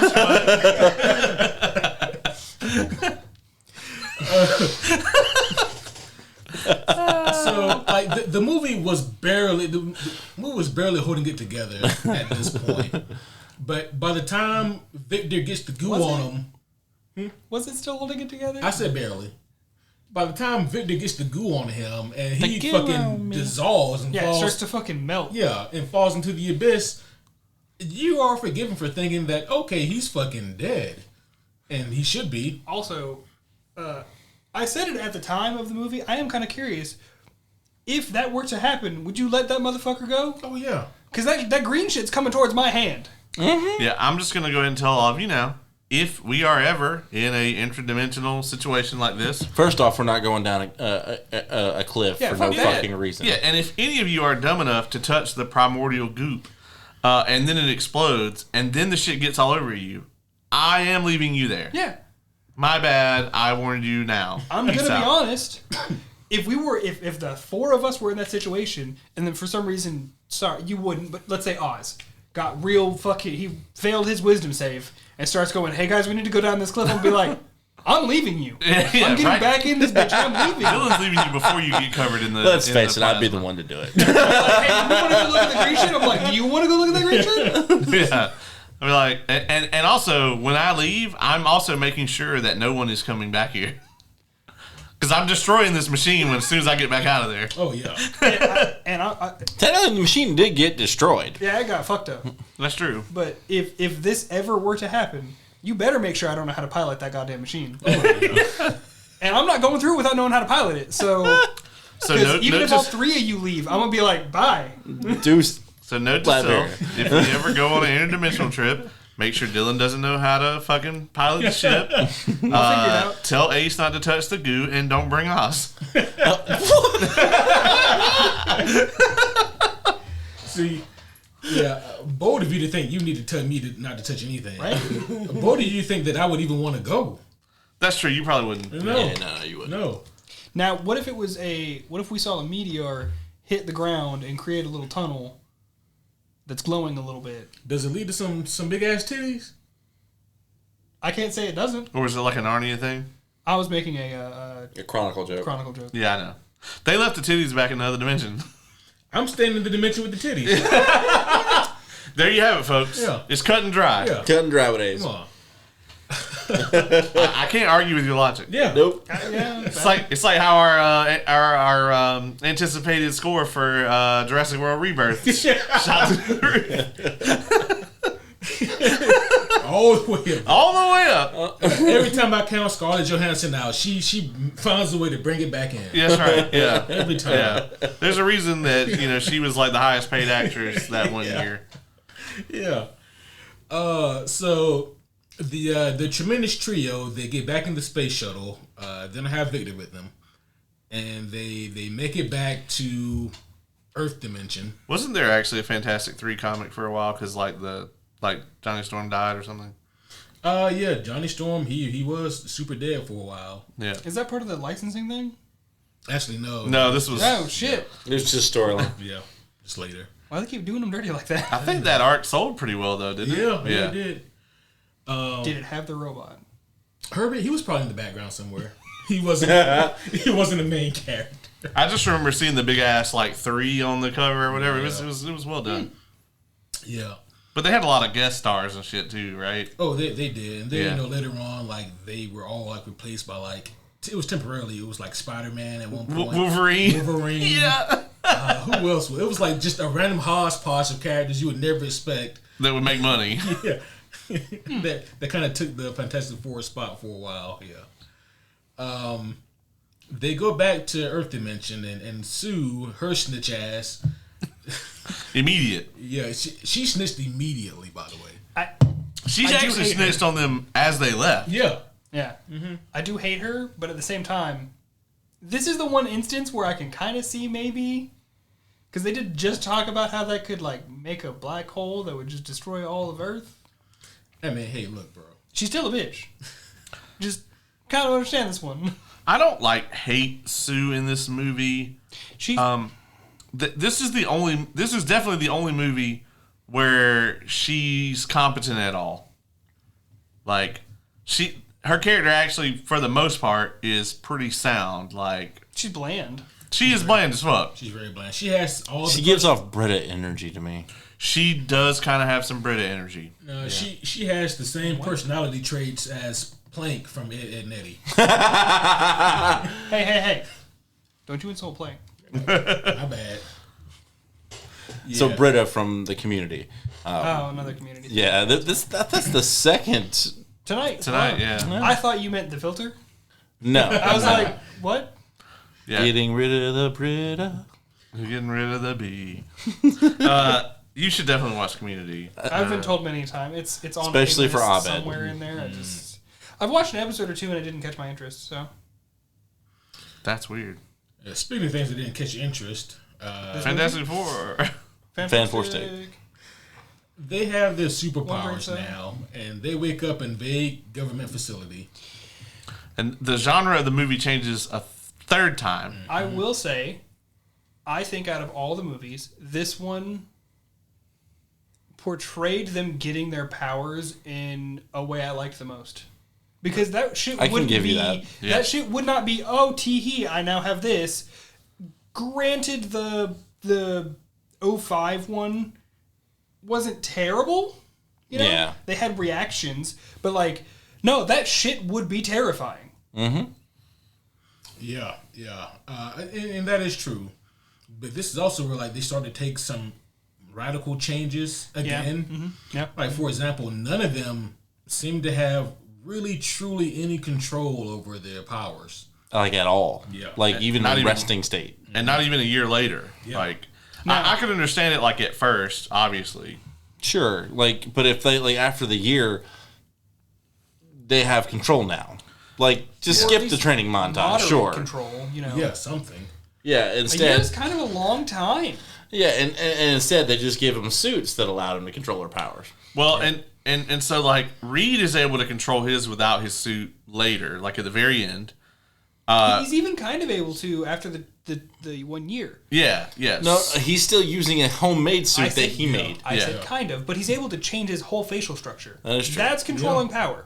That is true. But he's got a suit on, though. Yeah. He's got the suit on that he made. Yeah. I'm not saying that he doesn't use the suit. I'm not saying he doesn't have it as a crutch. I'm saying he has at least some control because for a whole conversation, he had his face entirely changed. Well, I mean, with the suit, though, like, Sue and Johnny can control their stuff pretty I'm just saying, his suit doesn't touch his face. That's true. But I think it's more of like an energy regulation type thing. Yeah. For them, but I don't think his is. I think his is literally just a whole bunch of elastics to keep his fucking limbs in him. Because he's got like springs and shit. And I'm pretty sure those are just elastic fucking cables. I have this feeling that nobody in the design team thought about any of this. Yeah. No, not a single bit. Yeah. We have put more effort in. Yeah, I mean, it like Sue and Johnny basically without the suits have no control whatsoever over their abilities. Yeah. Ben, who in all the other movies has the hardest time with it, he for like 3 days is like, man, fuck, I'm a rock. And then after that, he's like, but I could be a soldier rock. And then he just goes, he starts clobbering time. Which they had to promise Ben, like, hey, you do this for us, we promise you we're working on the cure. Because otherwise, they have no leverage over Ben. Yeah. He doesn't have to agree to do anything. Yeah, well, and that is what they tell him. I think there's like that one scene with Buster Scruggs that just it made no sense at all. But at the same time, like he agreed to join the armed forces. And by the way, they also keep this super vague. We don't know who they're fighting or for what purpose. Doesn't matter, I guess. He is fighting them though. Yeah. He's fighting them. Like he did rip off the head of a tank. He did A few times, I think. And the he got no pants. No pants. Yeah. No you pants. can see his ass crack the whole time. the unfortunate thing about this is even up to as late as like the last trailers they released for this movie, there is actually footage of him on a battlefield, and he's like running through wrecking shit, and then that is never in the movie. I thought it was gonna say with pants on. No pants at any point. But like, I missed the pants. There's a significant portion of like this movie that was like in the trailers that showed all these like Fantastic Four action shots and stuff, and none of them are in the final film. That's fucking weird. Yeah. Yeah, and I think I said this while we were watching the movie, but this movie feels like an anti-Fantastic Four because at no point, like you said earlier, Dylan, do they ever feel like a cohesive team or a family. And that's what the Fantastic Four are all about. Mm-hmm. Yeah. And that's like, besides the fact that this movie is heartless, and if anything else, a Fantastic Four movie has to be full of heart, the fact that they don't work as a team or a unit or even have that kind of chemistry is the other biggest sin of this thing. I mean, they sort of work together at the end, but even that felt forced. Well, it's like and not this. even in a good way. Well, it's like this. Let's say that the four of us didn't know each other, and as soon as we walk out that door, there's a fucking crazy dude out there with a goddamn butter knife, but he sharpened that butter knife. Even if we don't know each other, we're gonna work together to take that motherfucker down so nobody gets fucking stabbed. We are. I love Dylan's face. We are. It feeds between us and the exit of the door. See, I'm with you, dog. Okay. But these two... I'm not. I'm going out that window right there. There is a fair chance I will help you. However, if I do not know you, and there is a moment I can get the fuck away, Honestly, I might be gone. yeah, honestly, I'm going to be out there until he stabs one of you. And then I'm going to be like, and then I'm going to leave. This was an experiment, and I learned a lot about my friendship tonight. I don't know why it took this long. Should have known before tonight. That honestly, that is fair. I said I would pull Ivy into this world. Like, what part of red flag do you not understand? The part about you not letting me get fucking shanked to death. I said I didn't know you in this. Yeah, okay. Yeah, I'm not gonna let you get shanked. I'm gonna help until if we go out there and the motherfucker's just some like crazy motherfucker just battered down your door and he fights like Cyril and like he can't actually fight, then yes, we're gonna beat his ass. Probably gonna stomp him and tell the cops he was like that when he showed up. But You gonna stay for the cops? well, yeah, I'm not gonna. Listen, if y'all don't stay for the cops, I'm going to jail. Yeah, that's what I'm saying. Yeah, he's gonna be like, oh, I'm sorry, sir, this guy broke into your house. We get him out and beat you up. I'll tell you what, Ace, you just come back upstairs. I'll take care of it. Again, I don't know any of you in this Yeah, instance. think about this guy broke in here, hung up pictures of his family everywhere. What kind of psychopath is this? Yeah, put his comic books and shit all in here. Right. Start beating the shit out of you. Recorded a whole goddamn podcast in here. Oh shit. Yeah. I was gonna say I'll definitely stay and talk to the cops. I'll even stay to stomp the guy. But like, if the motherfucker just does like some fucking John Wick shit and takes out the first one of you that steps up, I'm going out that window. I mean... Like, if we walked outside, right, and he's at the bottom of the fucking stairs, and he ain't moving. Well, see, now it's y'all problem. Yeah, he's like, I don't gotta leave. Because I ain't gonna leave my house. Yeah. I might be like, hey, yo, I know we just met. Can I, like, chill here until that motherfucker leaves? But well, see, that's different too, because like we would have the high ground. Oh, yeah. So. All right, you go first then. Hey man, listen. If I jump down like 10 of them steps and drop kick that motherfucker, I don't care what he's got. Yeah, I mean, you can do it. I ain't doing it. That's true. That bump's gonna suck, but Yeah, but me and him going to the hospital together. Yeah. I don't know, man. I don't think that bump would hurt him as much as it would hurt you. Oh no, because when I hit, he gonna be between me and the ground. I see. I'm gonna hit him with some Unless you're doing something like a Goomba stomp drop kick, that's a different story. I'm gonna hit him with some double knees. Okay. Yeah. Some fucking Ong Bak shit. Yeah. Yeah. I don't know wrestling. Yeah. Ong Bak's actually a kung fu movie. Yeah. Yeah, but you guys all know wrestling, and you were talking about wrestling. That's true. We were that's true. like a meteor. Fucking nerds. But that wrestling is something that nerds would enjoy. So this movie, they get Where their the fuck were we? powers. I don't even know. They got their powers and they're in the I don't think facility. this movie knows either. Yeah, We and get this body horror shit, which also another thing where you're like, oh, this might be interesting. Yeah. Yeah, like the scene with Reed was actually very creepy, and it scared me. I was like, "Holy fuck, dude!" And this concept of like you're in this fucking crazy facility, you don't know what's going on with you. Your best friend, you don't know what the fuck happened to him. All you can do is hear them through the vent yelling, "Help! Please, somebody help me!" Like that shit was all done really well, and then you're like, "Oh man, this shit's about to be like really fucking dark and crazy," and then once again we fall off another cliff. Yeah. As he fell out that air vent. Yeah. Well, no, he didn't even fall. He just crawled through it. Yeah. You don't even see him get out. No, you do. You do. He punches the vent open and then he kind of go-gurts out of the... That's why I said he falls out the vent. It's at the end of the vent, but he's... Yeah. Because that's how you escape a government facility. And again, like... This government facility sucked. If I'm in Ben's position, right, and one of you motherfuckers wake me up at 2 o'clock in the morning and talk me into getting into a interdimensional time teleporting bullshit MacGuffin, and then I turn into a fucking rock. I'm gonna feel You should close that door. You should have closed that door. Fucking door. Honestly, I think Ace could hold that door shut. Ace be like, no, fuck. I'm gonna have rock hands. Also, it makes no sense as to why those rocks flew at him like that. It doesn't. Also, it makes no sense why the fuck the door opened. Yeah, because he had that shit closed. Because he had it closed, and then they just kind of show him struggling. And where did the fire come from? Did it just explode on the outside of the canister? That was the reaction between the air and the MacGuffin thing. Yeah, he got some MacGuffin dust in his channel. Fair. And it turned him into a fire monster. The MacGuffin dust itself is exactly why Johnny doesn't have 30-degree burns on his face. Yeah. Okay. Yeah. I feel because like honestly, I feel like he should look like Michael Jai White in Spawn. Yeah, absolutely. I feel like you, for a split second, you thought I was actually going to say some bullshit because you leaned in a little bit. You say some bullshit? Never. Speaking of bullshit, so they're Fantastic Four. 3 of them are stuck in this facility. Reed takes one good look at his friend and goes, "Damn, dog, my bad." I'll come back for you at the limit. He doesn't even say that shit.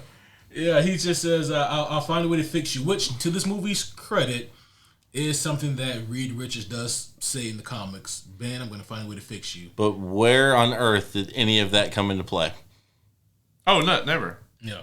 Nothing. But I don't even know if I'm going to be honest. Fairly sure the government wasn't trying to. He fucks off for a year, and then they find him. Reed never comes back for them. Yeah. He does admit he was like ashamed, and that's why he didn't come back. Ashamed. I mean, I guess, but like... I'm not defending it. I'm just saying that's what they said. Yeah. He's been on the lam for a year in some South American country, I presume. He's been emailing a shit ton of people through this one fucking email relay, though, apparently. And with his screen name after his favorite fucking book. Which is dumb. So dumb. Goddamn. It's the dumbest smart person. I feel like even our current government could have found him. Yeah. They must not have wanted Like, if you're going to do something like that, don't even go with your least favorite book. Go with something in the middle. Or just choose something that you wouldn't choose. Or just make it some dumb shit like red fire hydrant. I don't fucking know. I mean, he knew that he told the person who's in charge of this thing's snitch ass daughter about this. And her snitch ass is the one who tracks him down. Yeah. Also, is it me or like don't get me wrong, definitely on the spectrum, and I actually have that same thing where putting music on helps me think. But it almost felt like she had a second another superpower. Like, You're talking about Sue, by the way. Sue, yeah, like she just starts like super hyper focusing, and it was definitely like, I mean, I have been there. I have had those moments of clarity. The power of autism. Exactly, but it almost felt like they were trying to highlight that almost too much. I kind of got a This similar movie vibe. trying to highlight something too much? Yeah, they really tried to, and I get it, right? Because Sue is intelligent. Yeah. But here's the thing that they completely miss.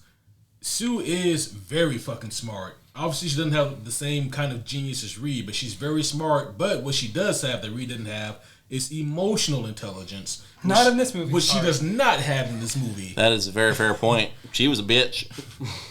She's also, I just realized this, on the main cast, she is the only female in this movie. Yeah. Yeah. It is a sausage fest, ladies and gentlemen. Absolutely. And that's even with Ben and his rock dick. That he's like internationally slanging. Yeah. Rock sausage, if you will. I don't know. I don't want to talk about his pebbles. You've heard of rock salt? This is rock sausage. That's right. Holy shit.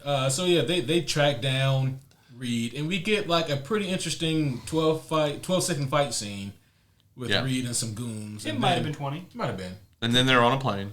And they're on a plane. Yep. Yeah, after Ben fucking just burnt.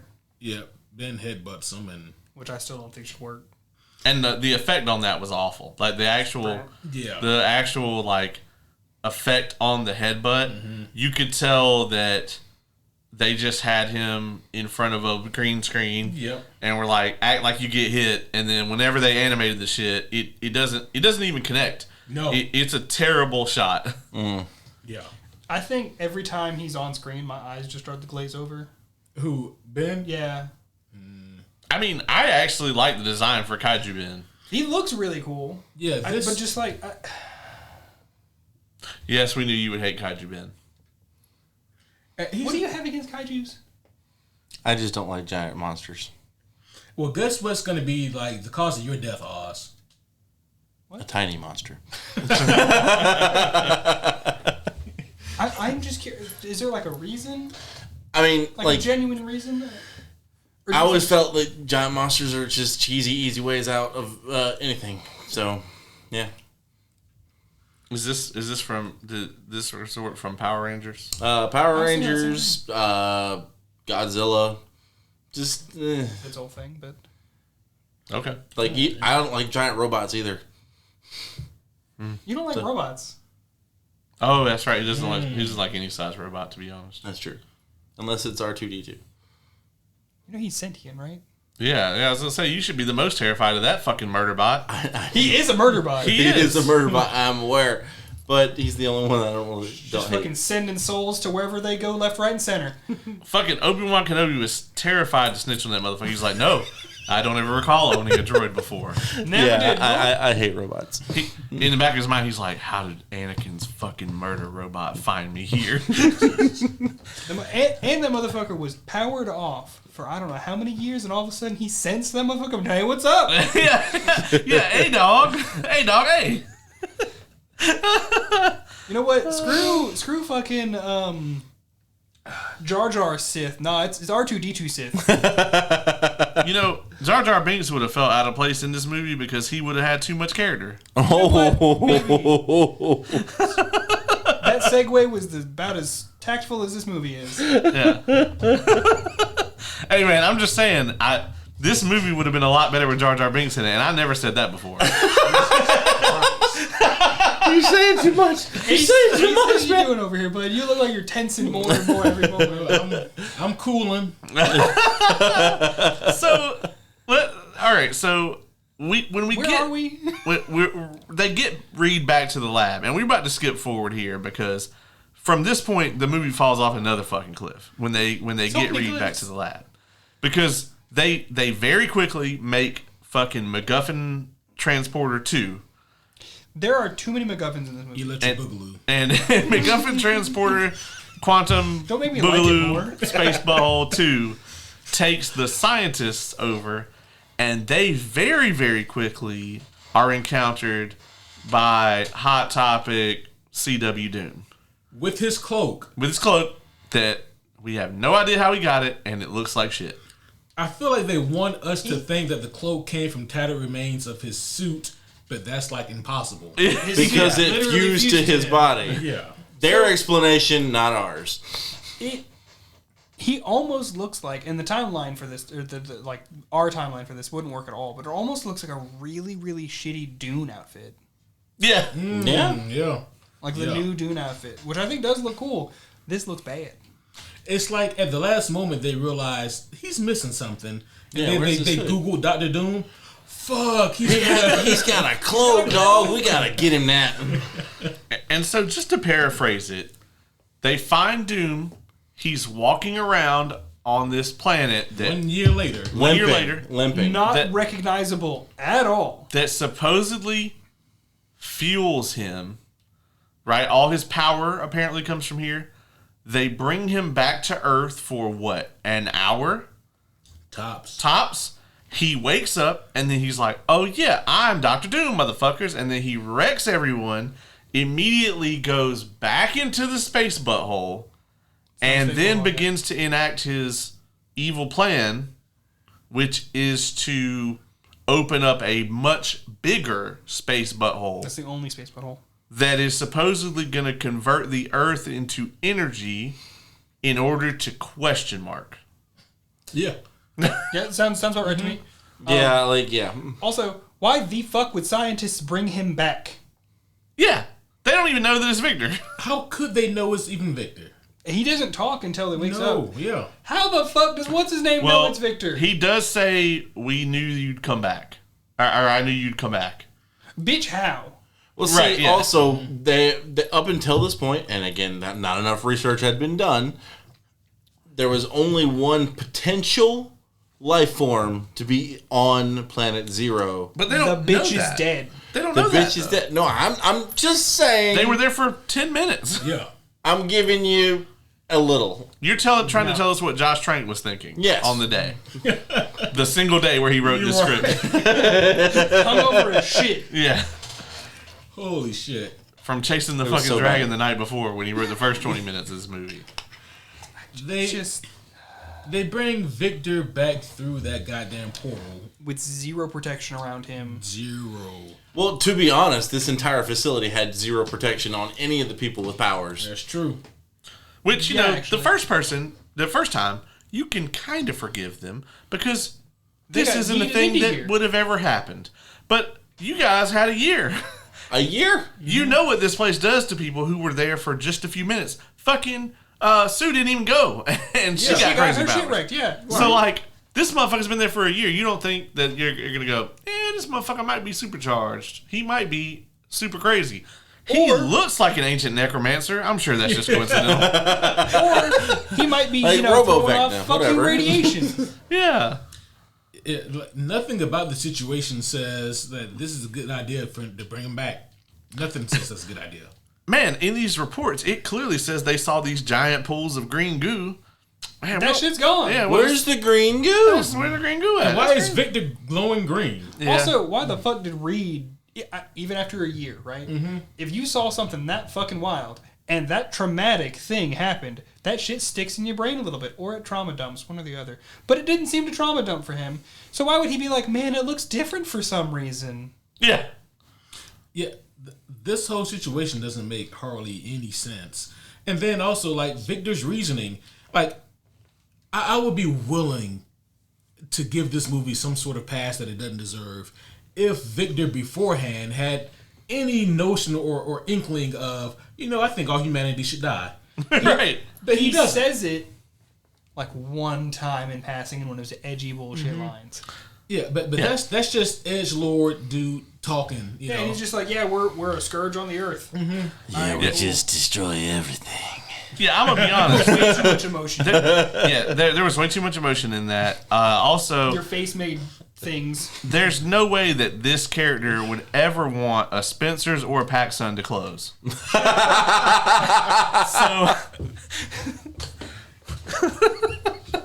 Well, he can control where it did because he's got fucking powers. Oh, that's right. Yeah, that's true. So there'd just be floating Spencers everywhere. Also, like, he was gonna destroy Latveria. Yeah. Latveria. Come on. Yeah. Doom would never destroy Latveria. And his powers, homies, you may be wondering what they are. And so are we. Yeah. I got no I believe the answer y'all gave me was yes. Yeah. He has yes powers. He explodes people. He telekinetically moves all the things. Yeah, He I can feel like shape stone, earth and grasp. Telekinetically. Yeah. Yeah, Josh Trank, he said his power is, fuck it, Dr. Manhattan. And then they were just done with it. So what happened in this really shitty game of D&D, right, is the person who was playing Victor originally, they had some shit going in their life, and they missed a couple sessions, right? And then the DM was so fed up with these motherfuckers, by the time he got back, he was like, look, I'm just going to let you do whatever. And so he's like, I'm tired of this shit. So he's like, you can just do whatever the fuck you want to do. No character sheet. You just make up whatever you want to do. Roll some dice and say some shit happens. Yeah, and then, like, the other characters just happened to roll a shit ton of 20s. And the DM was just like, motherfucker. All right, fine. You guys kick him into the fucking combo breaker, fucking limit break. And he gets disintegrated. And that's the end of the campaign. There's no reason for us to play anymore. We're out. I fucking hate all of you. Yeah. Oh, and I give you a building at the end. Yeah, you get a building for your characters. Called Central City for some reason. It's in the middle of the fucking mountains with nothing near it. His vague powers were awful and so uncreative and just... It didn't account for anything, and then he immediately goes back to Zero. Planet Zero. The Fantastic Four go in after him, and they work together with the power of family and teamwork. That doesn't exist. Yeah, it's so unearned. Like everything genuine that they try to do in this movie is all so unearned, and when you get to the conclusion of this, you just feel so empty because there's nothing of substance in this whole movie. Honestly, like, almost all the action here is stunt doubles.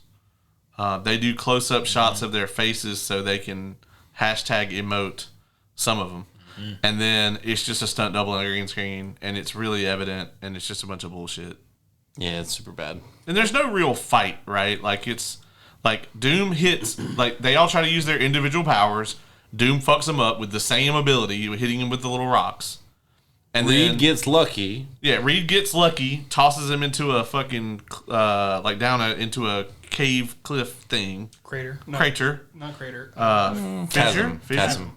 A chasm. Fissure or a chasm. I like chasm. Chasm, good word. Fissure works though too. Yeah, it would be either, I think. A tectonic anomaly. Oh. We don't know that bitch has tectonics. That's true. That's true. We do not. Planet Zero crack. Yeah. Planet Zero Planet crack. Zero crack. To go with the butthole. Yeah. You know, that's above it. And then they all decide, okay, well, we should probably work as a team because he can beat one of us, but he can't beat all of us. And Reed says that pretty much almost with that same tone. Yeah. You can just tell Miles Teller is checked the fuck out by this point. I would have been too. Oh, yeah. I was also checked out. Honestly, I feel like Michael B. Jordan was checked out from the beginning of this movie. Yeah. Like, there was very few moments where I actually thought he wanted to be there. He read the script and was like, guys, this is shit. So you already signed it. If you're Michael B. Jordan, you got to be thinking that this is a good idea. Superheroes are hot, especially at this time. Yeah. And he worked with Joss in a really successful movie. Yeah. On a really well-received movie. Like, granted, his character took an L that I still think is undeserved, but... Agreed. He should have been one to live instead of other buddy. Yeah. Honestly, more than either of them. Yeah. He was a good... Never mind, we're not going to get on that. I want to watch that movie again. Anyway. What year was that shit out? Hold up. 2010? Maybe 2010-ish, yeah. They all work together, and they fight Doom. Oh, damn, 2012. 2012. So, yeah, that sounds about right.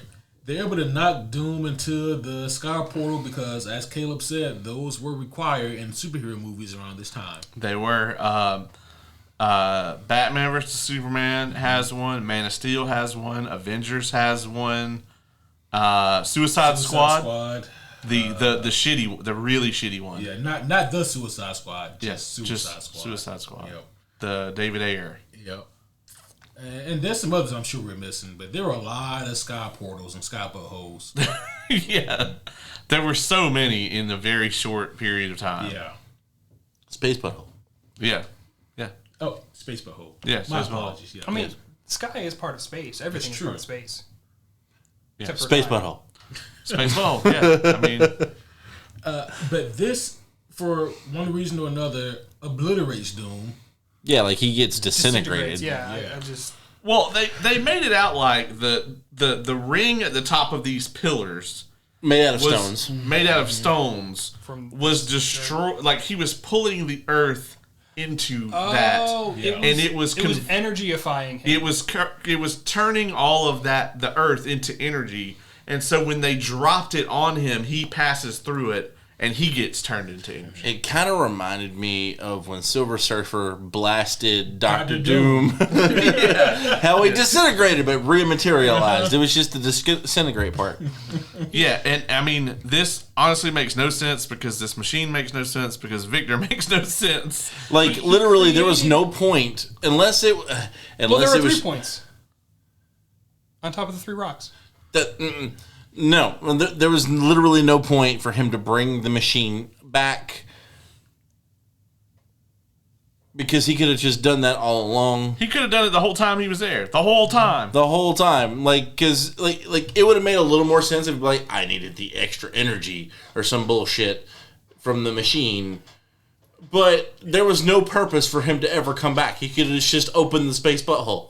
Yeah, and there would have been nobody there to stop him. No, I mean, granted, we have no way of saying he can't. We also have no way in saying he could. I mean, he doesn't teleport without the machine. I'm defending this fucking movie. No. But we're saying that he could have just opened it any time during that year. I'm saying that it doesn't technically say he can. It never shows that he can. He only teleports with the machine. Well, no. What we're trying to say is the fact that his magical stones, are what opened the space butthole. Or are you saying he used the machine to do that? Yes, because he sends the machine back to Earth, and while it's still fluctuating, and again, I really don't like that I'm fucking defending this. Yeah. Because it's fucking stupid. But, so he's on Earth, right? Beats the fuck out of everybody, blah, blah, blah, blah, blah. Takes the machine back to planet Zero. And then he sends the machine back to Earth again, and while that residual bullshit's still going, he then takes it and makes it into the fucking sky butthole. If that is the plan, though, why doesn't he just fucking do that the first time rather than come back to Earth?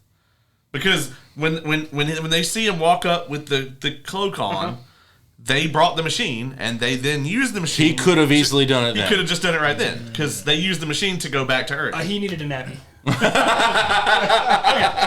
right. Well, you know what? Sure. That's all I got because he passed the fuck out. He did. Maybe he really did need to get on Pornhub for. Yeah. He probably might have. Now, what he did with the rest of that 9 minutes and 43 seconds, I don't know. He's like, I just need one more bust before I destroy the Earth. Yeah. It's like that was brought up like 3 fucking times during the movie. And then, folks, after all of this, we get the worst scene in the movie. Which is saying something. Boy, yeah, they them at fucking Central City. They get a government facility for themselves. A whole government facility. Yeah. That they believe isn't going to be tapped. Right. But also, why are they suddenly buddy-buddy? I guess because they think that the Fantastic Four saved the world. And I don't know how or why they would think that because they had no way to know what happened over there. They could have like, why are the Fantastic Four buddy-buddy now? And they're not even really buddy-buddy. We have no reason to believe that they should be. Also, I meant to bring this up earlier, too. They hint at a romance between Sue and Reed, kind of. Is this hinting at a romance? Yeah, but I was about to say, literally, that is all that we get is this. I was going to say, in that case, me and you have been hinting at a romance on this podcast for some time. I mean, we already knew that, but... They hint at a romance between Victor and Sue. Like, when I say, I mean, interest. Well, Victor being a creepy I think it's just Victor being a creepy motherfucker. Yeah. Is Sue gonna be there? But like nothing ever comes of any of it. And then it's that was way too much emotion. Yeah, right. That too. I can't see Reed and Sue, this Reed and this Sue, having any sort of romantic connection. No. No, she needs to pull that fucking stick out from her ass first. There's a lot that needs to happen. Both of them. Like, it just, there's no fucking way. And, again, we talked about the zinger that Johnny says to Ben that felt so unearned. Was it a zinger? Really? Yeah, I wouldn't even call it that. It felt like a fucking rock dick punch. Which isn't good on either side. Yeah, no. And also, like... What was it? The thing that nobody wanted? Oh, No, yeah. it was he said the name for the three of them. Yeah, Johnny Storm and the Torchettes, and then it was like... And the thing that nobody the wanted. thing that nobody wanted. But it was a different It was on a different one. It was like on a different the one. neutrons or something. Yeah, the brain, the something else, and then the thing that nobody wanted. Yeah. Which, like, just legitimately felt like an asshole move. Not even like a Johnny haha asshole. Just like a straight asshole move. Yeah, it was deadpan, dumb, like, made no sense in the script. None of the characters had the chemistry to be able to pull that off. And then you get the awful, like, can't even satire the shit of Ben going, yeah, it was fantastic. And then say that again? Just fucking And he awful. says it again. It was fantastic. It was fantastic. I mean, granted, I can't really blame Ben for saying it the same way again, because he'd be like, what the fuck are you talking about? Right? And then Reed goes, hey guys, I got it. The music swells, the camera comes in, and then... Cut. To be Kind of perfectly shit. honest, I think I preferred it that way. Yeah, I would rather them do it this than them say it. But it's the fact that, like, I wouldn't rather they either. felt like at the end of this movie that, like, people were going to cheer in the theater. You know what I mean? Like, It is so bad. there's nothing you want to do after seeing that other than get up from wherever you're sitting watching it and leave. Like I promise you. I tried to. They were trying to get that Age of Ultron feel, man. At the end of that, when Cap, he stands there, he's got the team, and he says, Avengers, and I was like, and then he blue balls you, and yeah, it just cuts. I'm like, okay. And the key difference, we all really wanted Cap to say that. Yeah. We didn't want him to say this. Yeah. Yeah. Big facts. And what's bad is, that there is a cut where he says it. Yeah. And then they were like, Let's try it with the other one just to see. yeah. Oh boy, let's score this thing. Before we get to that, the creator of Fantastic Four, who was that? Stan Lee and Jack Kirby. It was? Mm-hmm. I kind of wish I could see their reaction to this. Well, Stan Lee was still alive when this came out. There was no cameo. There's no cameo. He at least cameoed in the 05 and the 07. Yeah. In the 94, he said he denied the movie's existence, even though he did visit the set. Nope, didn't happen. Never happened. I don't know what you're talking about. The movie doesn't exist. Yeah. The funny thing is, like, from what I understand, Jack Kirby, like, he died in, I think, like, the mid-90s. So he caught, like, some of the really shitty super movies that came out. Oh, poor bastard. From what I understand, Kirby never cared about that. He was like, what's my fucking check? Oh, fair enough. Yeah, do whatever you want. Where's the check? Yeah. So he never even would have got to Spider-Man. So there were no good Marvel movies. No, he didn't make it to Blade. Didn't make it to any good Marvel movies. Yeah. Yeah. Damn. Yeah. And that motherfucker, I can only imagine his response to, like, Eternal, something that he wrote and drew all himself. Oh, like, shit, I didn't know that. he would do a fucking backflip. It's great. They did He would love Captain America though. Oh yeah. Yeah. He loved that. Oh boy. Sorry, I just had to ask that. It popped in my head. But Oh yeah. Oh well, let's score this thing, and then we can get into our rankings, and then we can get the fuck out of here. Oh boy. Dylan, I think you started us off tonight. I'm trying to remember what I put the Justice League X Ruby Heroes and Huntsman part You 2. gave that. I think was it a 2? It was a 2 something. It might have been 2. Okay, yeah. So I'm gonna put this at like a 3. It doesn't deserve any points. It doesn't. It didn't make me pissed. I'm not pissed about this movie. I'm just disappointed in it. I know it could have been better. It didn't really try. It's a nothing burger. 3. Yeah. I'm going to give it a 3 also. But just because I can't bring myself to give a Fantastic Four movie a 4. It's what they wanted the whole time. So I think the highest score that we collectively have given a Fantastic Four movie was like a 4.5. Oh God, really? I think that so. That is the highest We have score not done great ones. that we have given any of these Fantastic Four movies. I want to say I gave the last one a 3 as well.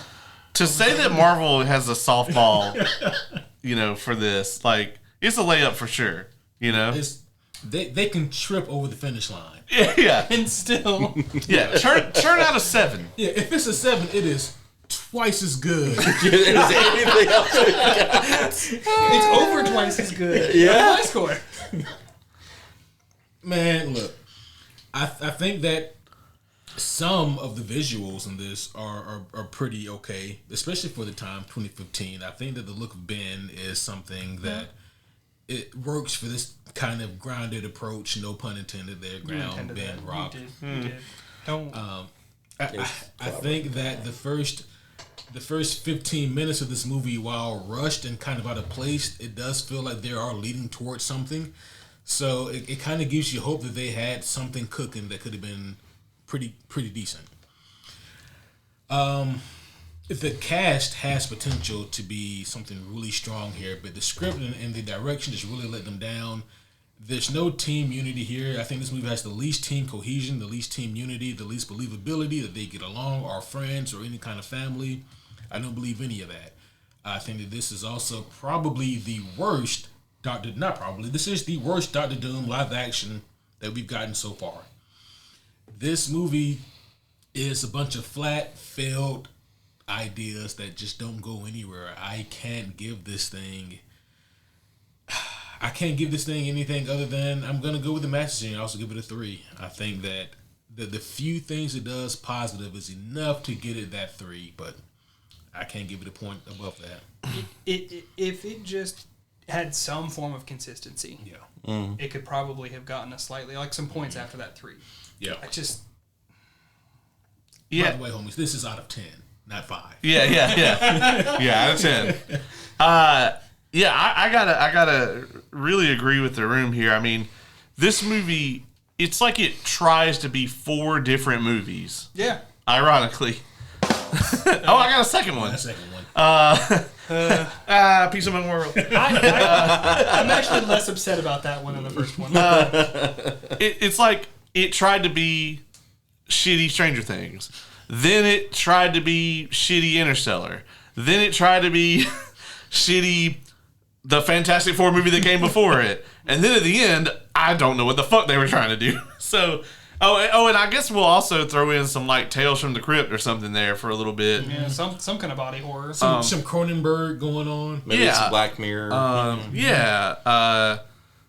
So it's like, it's almost like they just had all these different ideas and just splashed them on a page, and none of it feels coherent. At no point in time do you ever feel like this movie is trying to say anything.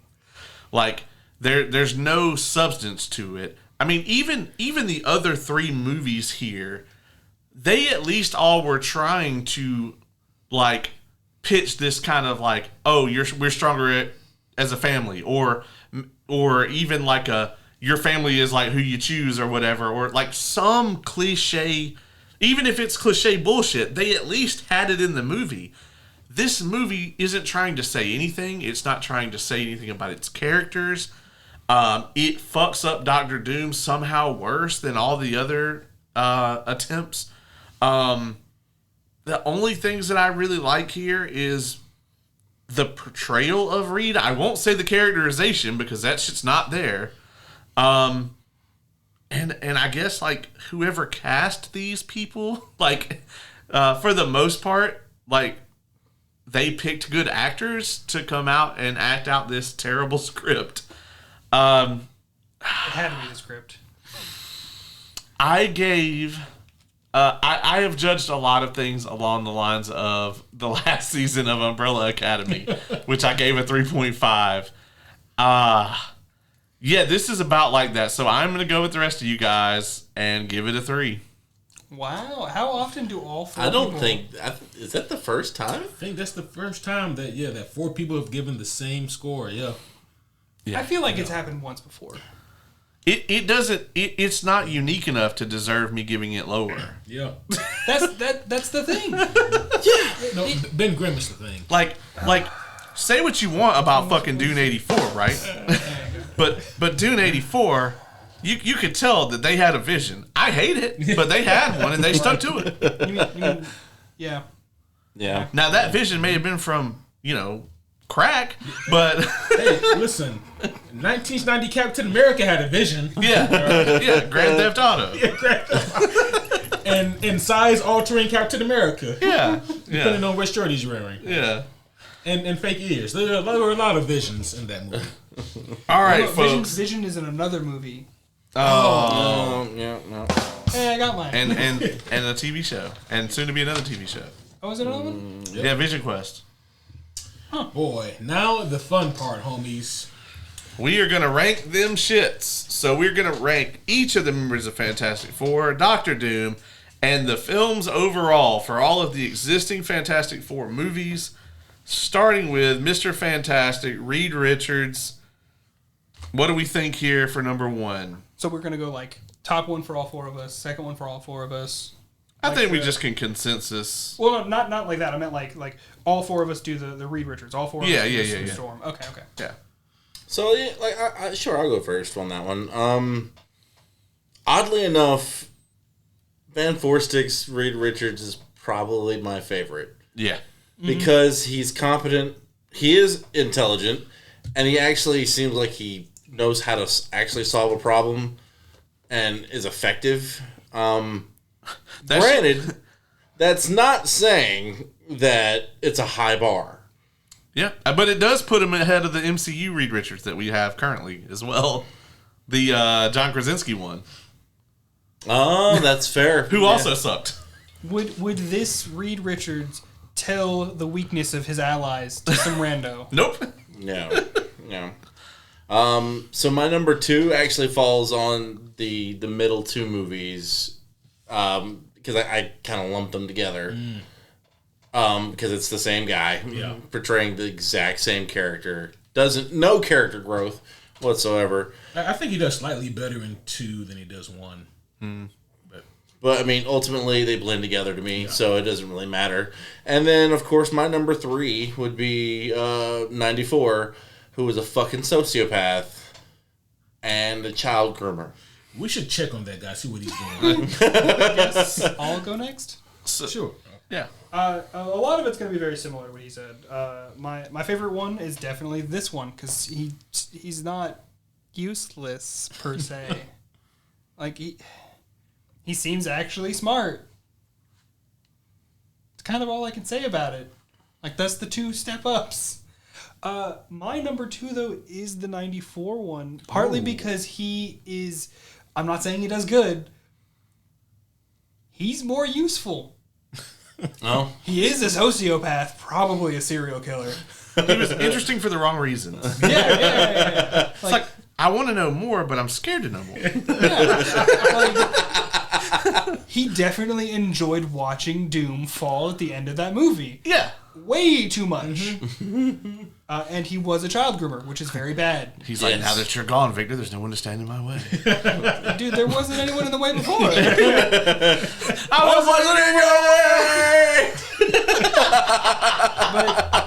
No, it would have been... No. Yeah, my bad.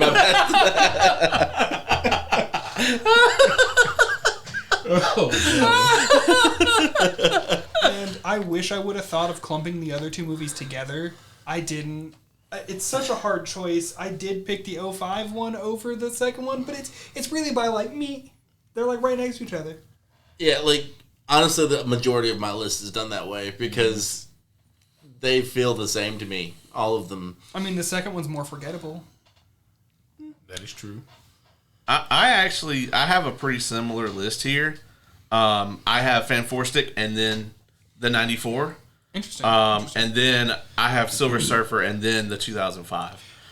In the 2005, I feel like it's the worst portrayal for me because that whole movie is just Reed just being completely incompetent, right? And awkward, and he really doesn't solve, or he never is really effective or anything throughout that whole movie.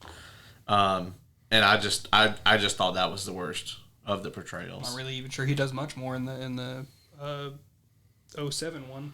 But I mean, he might. I think the 07 movie just had less room for him to do those things.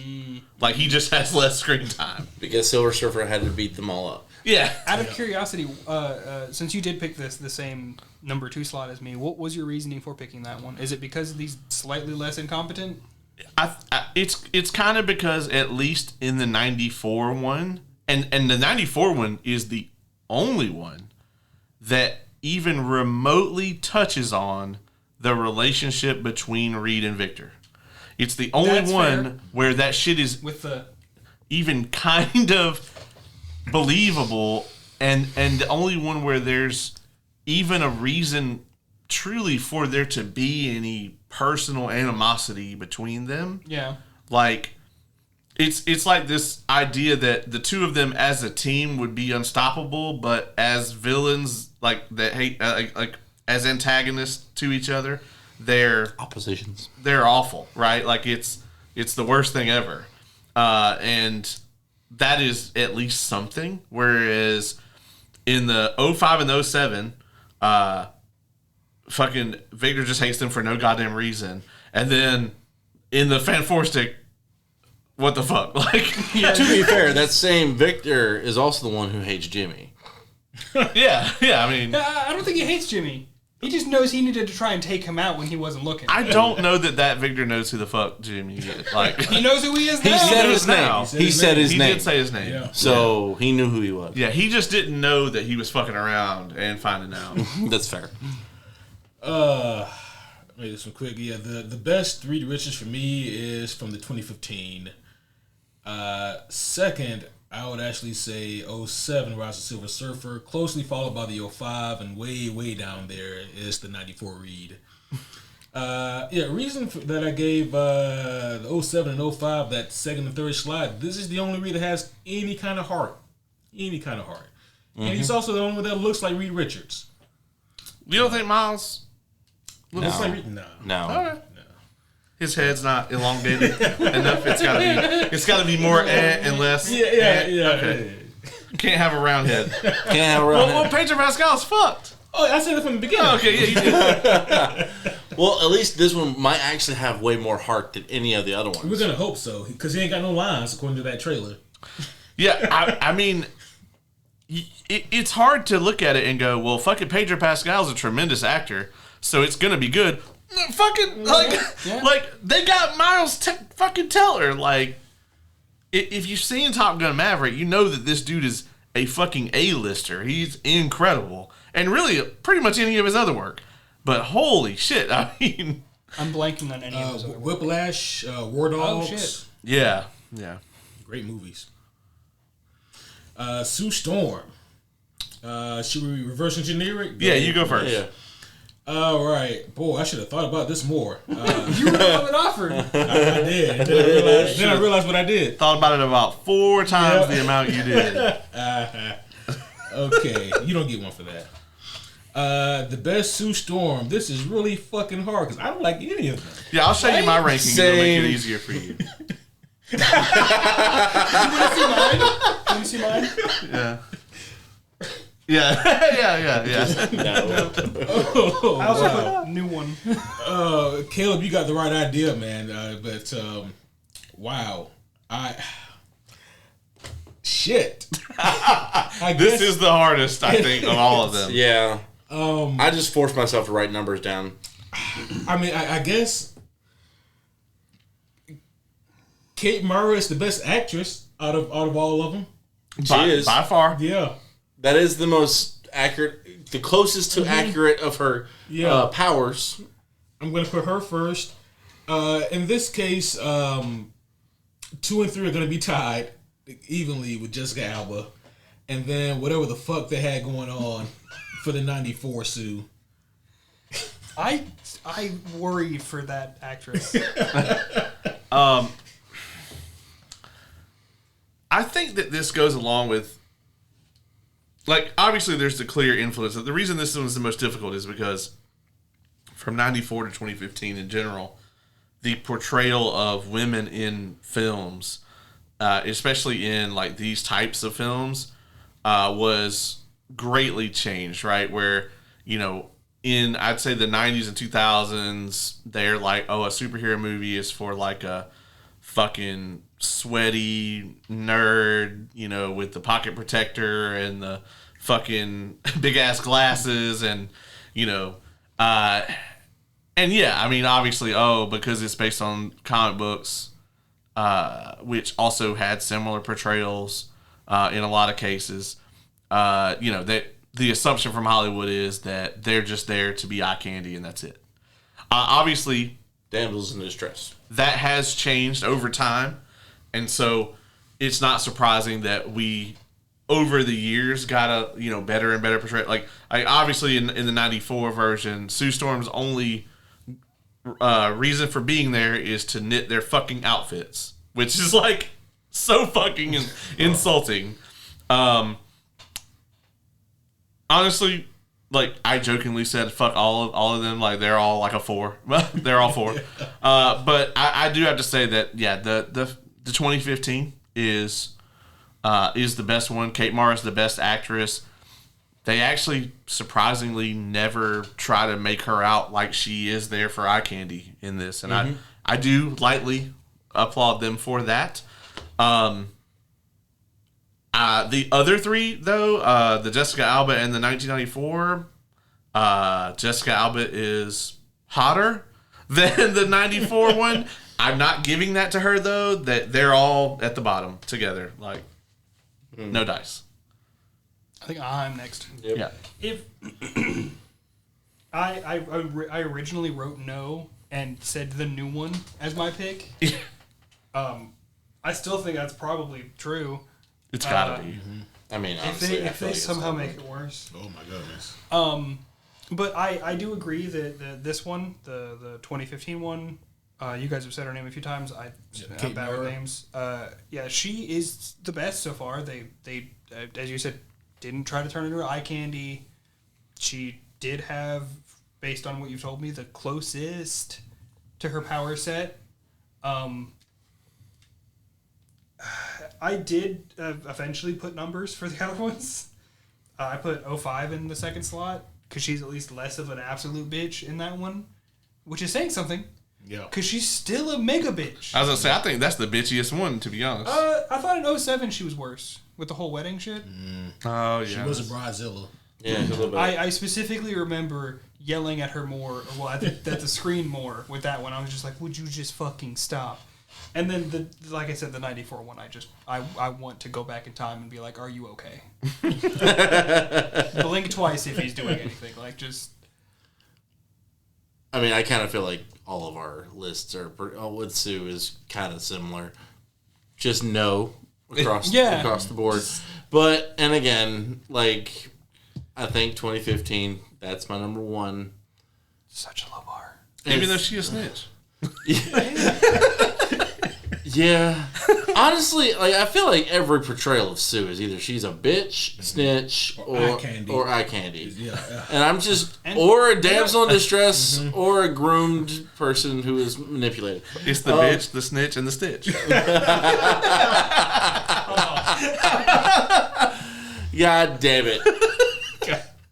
But also accurate. Yeah, so 2015, that's my number 1.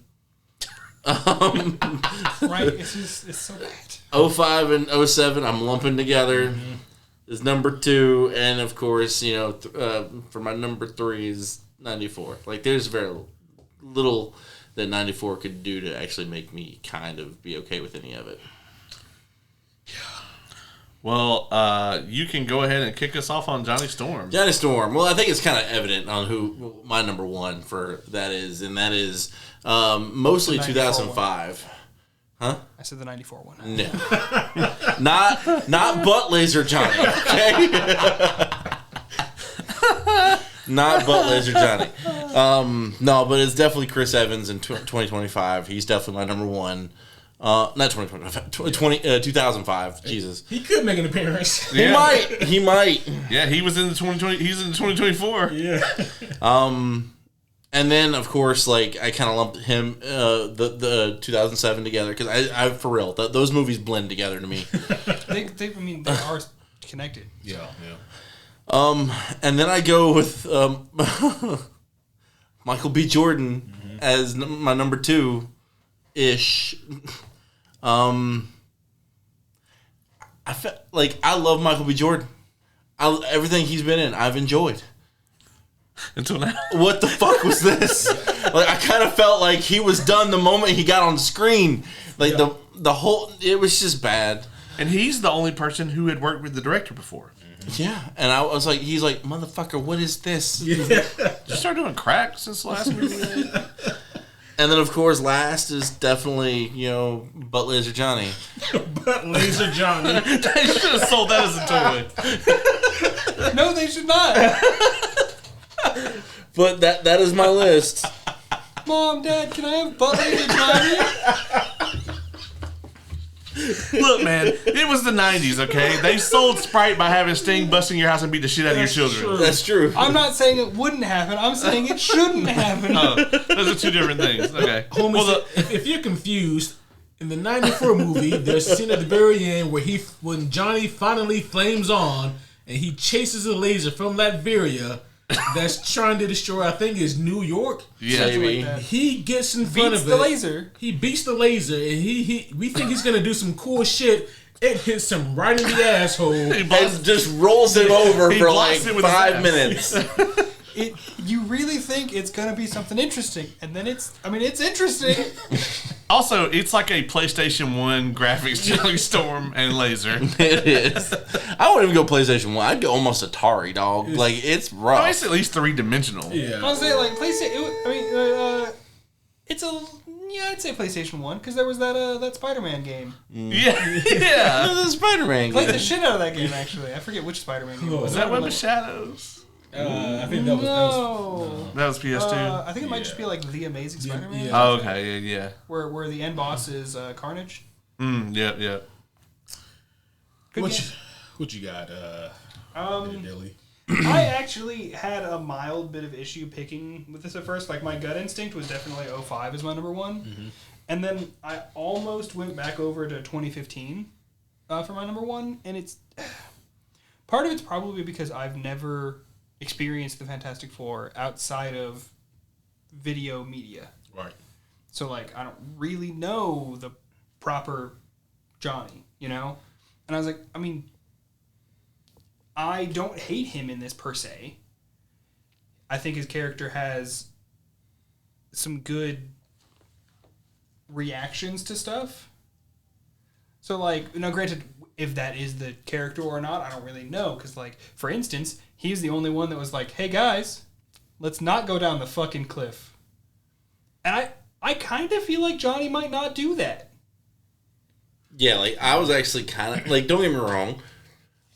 From your perspective, it was the black guy who said, we're not going to die first in this movie. Well, no, I meant, I don't know if Johnny Storm would say, hey, let's go down and poke the random green fucking goo. Well, I don't think he would say that, but I definitely think he would be a little more excited to go risk something. But would he be that hyped to risk all four of them? I don't know. Honestly, I think what they probably should have done is, like, have him be like, I'm going down there. Y'all can follow me if you want to. Well, that's what fucking Doom should have done, because he was going down there no matter what. Yeah. Yeah. He wanted to put his penis in that green goo. Jesus. He originally put all of them in there. Yeah. And then obviously, you know, 07 would take third, and the... What was it, Butt Laser Johnny? Butt Laser Johnny. Butt Laser Johnny. It was that he just did nothing. He couldn't do anything. He couldn't melt fucking concrete. Nothing. He was useless. Yeah, Rude boy. So I went with the 05 as my number one. The 07 is number two, mainly because there was like a clear push to sort of make him more the main character in that movie, and he was much more unbearable in that one. Then I would go with the 2015. And for my number 4, Butt Laser Johnny. Why do I feel like we're going to get another t-shirt idea out of this? I'm not wearing that one. Now, unfortunately, I don't think there's anything we can or should do to be number 1 on the Google list for Butt Laser Johnny. I don't want my face on that.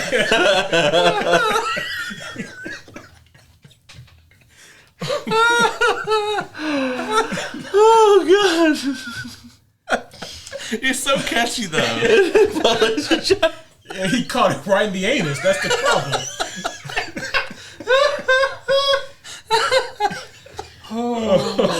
It's so funny every time I say it. All right, my number 1. I think this is the same across the board, basically. My number 1 is 05. That for me, like that is it a basic interpretation of Johnny Storm? Sure, but they don't really fuck him up. And I mean, he's a shit talker. You know, he's arrogant. He's a prankster.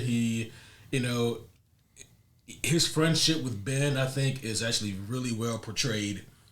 How they shit talk each other, and he gives Ben a hard time, but there's still love there underneath. At this point, the effects were good enough, passable enough to look decent. For his flame on. Sorry, I don't mean to interrupt. Does he do any pranks in this movie? No. Shit. Nope. I don't even notice it.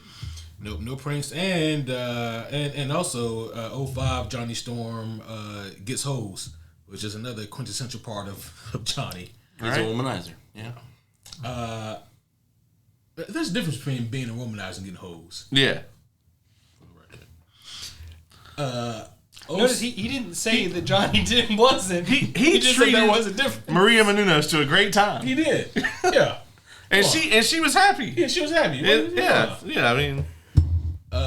Then next 07, for basically the same reason that Caleb said, he does take more of a center stage approach here, and it only works to varying degrees. But a lot of the things that do work for the same reason they worked in 05, like his relationship with Ben. You never buy his relationship with Sue. Ever. Never. Not on any of these. Yeah, I'm about to say that. I think that's a common thread here. Third is Fan4stic, and that's just because Michael B. Jordan, Yeah. Yeah. Michael B. Jordan arrived on the set. Yep. And number 3. And then Butt Laser Johnny.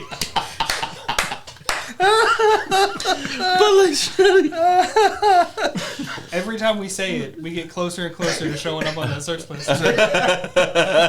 This is your fault, Dylan. What the way he said it? I said it. Oh, this is your fault, Ross. I'm just saying, in 1994, the Big K would have had Butt Laser Johnny up there near the front with all the good toys. Think about it. Beavis and Butthead were popping back in 94. That's right. They can sell Butt Laser Johnny. Yeah. They could definitely sell Butt Laser Johnny. Ben Grimm is next. I think I marked my shit wrong. As funny as that might sound. Because for some reason, I'll go first, I guess, then. I'll tell you what is written here, and I think I was listening to you guys and wrote 2 of these numbers wrong. Because number 1 for me was 05. Because it's kind of the Johnny and Ben combo. Like, yeah. they did really well with this. And then, for some reason, I put 94 in slot 2 instead of 07. I think I need to swap those. Because I do think, kind of the same thing with you, they're just smushed together. Those 2 movies are. Yeah. And then I'll put 94 over this one, because at least with that one, he had some kind of emotion, and anything other than angry.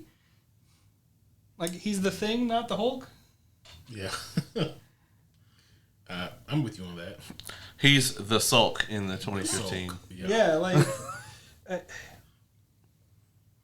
Plus, he has shorts. He has pants. He does have That's true. Yeah. That is true. He's not naked this whole fucking time. I didn't have to see his ass crack. But that's kind of... it. The 05 and the 07 definitely are better with Johnny and Ben together, for sure. This movie has none of that. Not a single bit of that. Mm-hmm. Does the 95 one even have it? The 94? 94, I mean, yeah. Does it have what? Johnny and Ben, like... No. Not really. Tag teamy. Not much. No. I mean, Johnny is have a lot of useless anything, in that but- movie. Yeah. And Until Butt Laser Johnny. Yeah. until Butt Laser Johnny. But also, Ben just spent all his time picking up women for no fucking reason. He did pick them up a lot.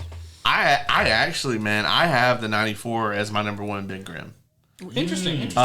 Because in the 05 and 07, the only thing you remember about him is his relationship with Johnny. That's it. Fair. That's all you know about him. He's just there for Chris Evans to make jokes off of. Maybe that's why I have it at number 2. And he's even fucking played by one of my favorite actors. I was literally about to say, dog. Well, fucking Michael B. Jordan That's true. That's true. is my number 3 Johnny Storm. So, like, yeah, I mean, I've got the 94 Ben Grimm in number 1 because not only is he the star of that movie, I would say, I mean, and I'm using that term lightly, but I think the guy that played Ben was the best actor in the movie by far. He worked under the prosthetics really, really well. Yeah. And he's got a great like character arc in that movie, even though he does just randomly pick up blind women. You know, no king shame, I guess. And Sue. Blind woman and Sue. Yeah. So, I mean, the blind woman he picked up was very happy about it. A little surprisingly. But Yeah, we're not really sure why, but and then I have the 05 as my number 2 because obviously the chemistry with Chris Evans and Michael Chiklis was amazing in that. In 07, he kind of got They were a riot on set. Yes, yes. In the 07, he got a significantly, like, he's, I think everybody except Johnny is reduced in the 07. Yeah. And even Johnny, too. Like, the Fantastic Four as a whole are reduced in the 07 because it's all about the Silver Surfer. Yeah. And then, yeah, the Fan4stic one is fucking terrible. It's the worst one. I wish we got more of the thing, Ben, because he was actually interesting, really interesting and likable and charismatic, and like had the kind of backstory they started building on here. It's almost like if they didn't have Doctor Doom in this movie, they could have done a lot more of that kind of thing. Almost. So that's mine. I'll go next. Yeah, for me, the best Ben is 05. For me, it's not just his relationship with Johnny that stands out. I always go back to when his wife left him, and he's trying to pick up that ring. Shit, that was a rough scene. Yeah. And he just can't. Then there's also the scene that I think is kind of slept on that I'll really enjoy, and it's when he's so fed up with Reed in the third act of the movie, he goes and tries to fight Reed. And, Reed restrains him and tries to calm him down, but Ben is just so fed up with being Rockman. Valid. There's a few, and there's not much. Trust me, there's a few scenes in that movie that really tries to show Ben in a more sympathetic light. I think 05 does that best. 94 does that second best, which is why it's number 2 here for me with Ben. 94 would edge out the 05 one if it wasn't so goddamn goofy. Yeah. Then number 3, I gotta go with Rise of the Silver Surfer. It's more the same in that one, but just to a lesser degree for all the reasons we've already stated. And also for all the reasons we've already stated, the worst Ben Grimm is 2015 Fan4stic. I mean, what can you say about the giant golem rock Ben, man, that we haven't already said? He ain't got no draws on. He ain't got nothing, yeah. And he don't even got a butt laser. Yeah, you don't have a butt. Are you saying this? Oh, Jesus. Yeah. All right. So I'm gonna give my Ben Grimm. And again, I've said this pretty much the entire fucking list. 05 and 07 just blend together to me. I agree that him and Johnny's relationship definitely hold it together for me. But like you said, especially in the 05 version, you do feel the emotion from him. Something you don't ever get from Reed or Sue. So, like that one's definitely my number one, the 05 and 07. Oddly enough, my number 2 is Fan4stic. Oh, interesting. And the only reason is for the opening up until he's not in the movie anymore. I guess that is a Ben Grimm, not a the thing. That's Ben Grimm. That's not the thing. yeah. Do not get me wrong. I hate the models for all 3.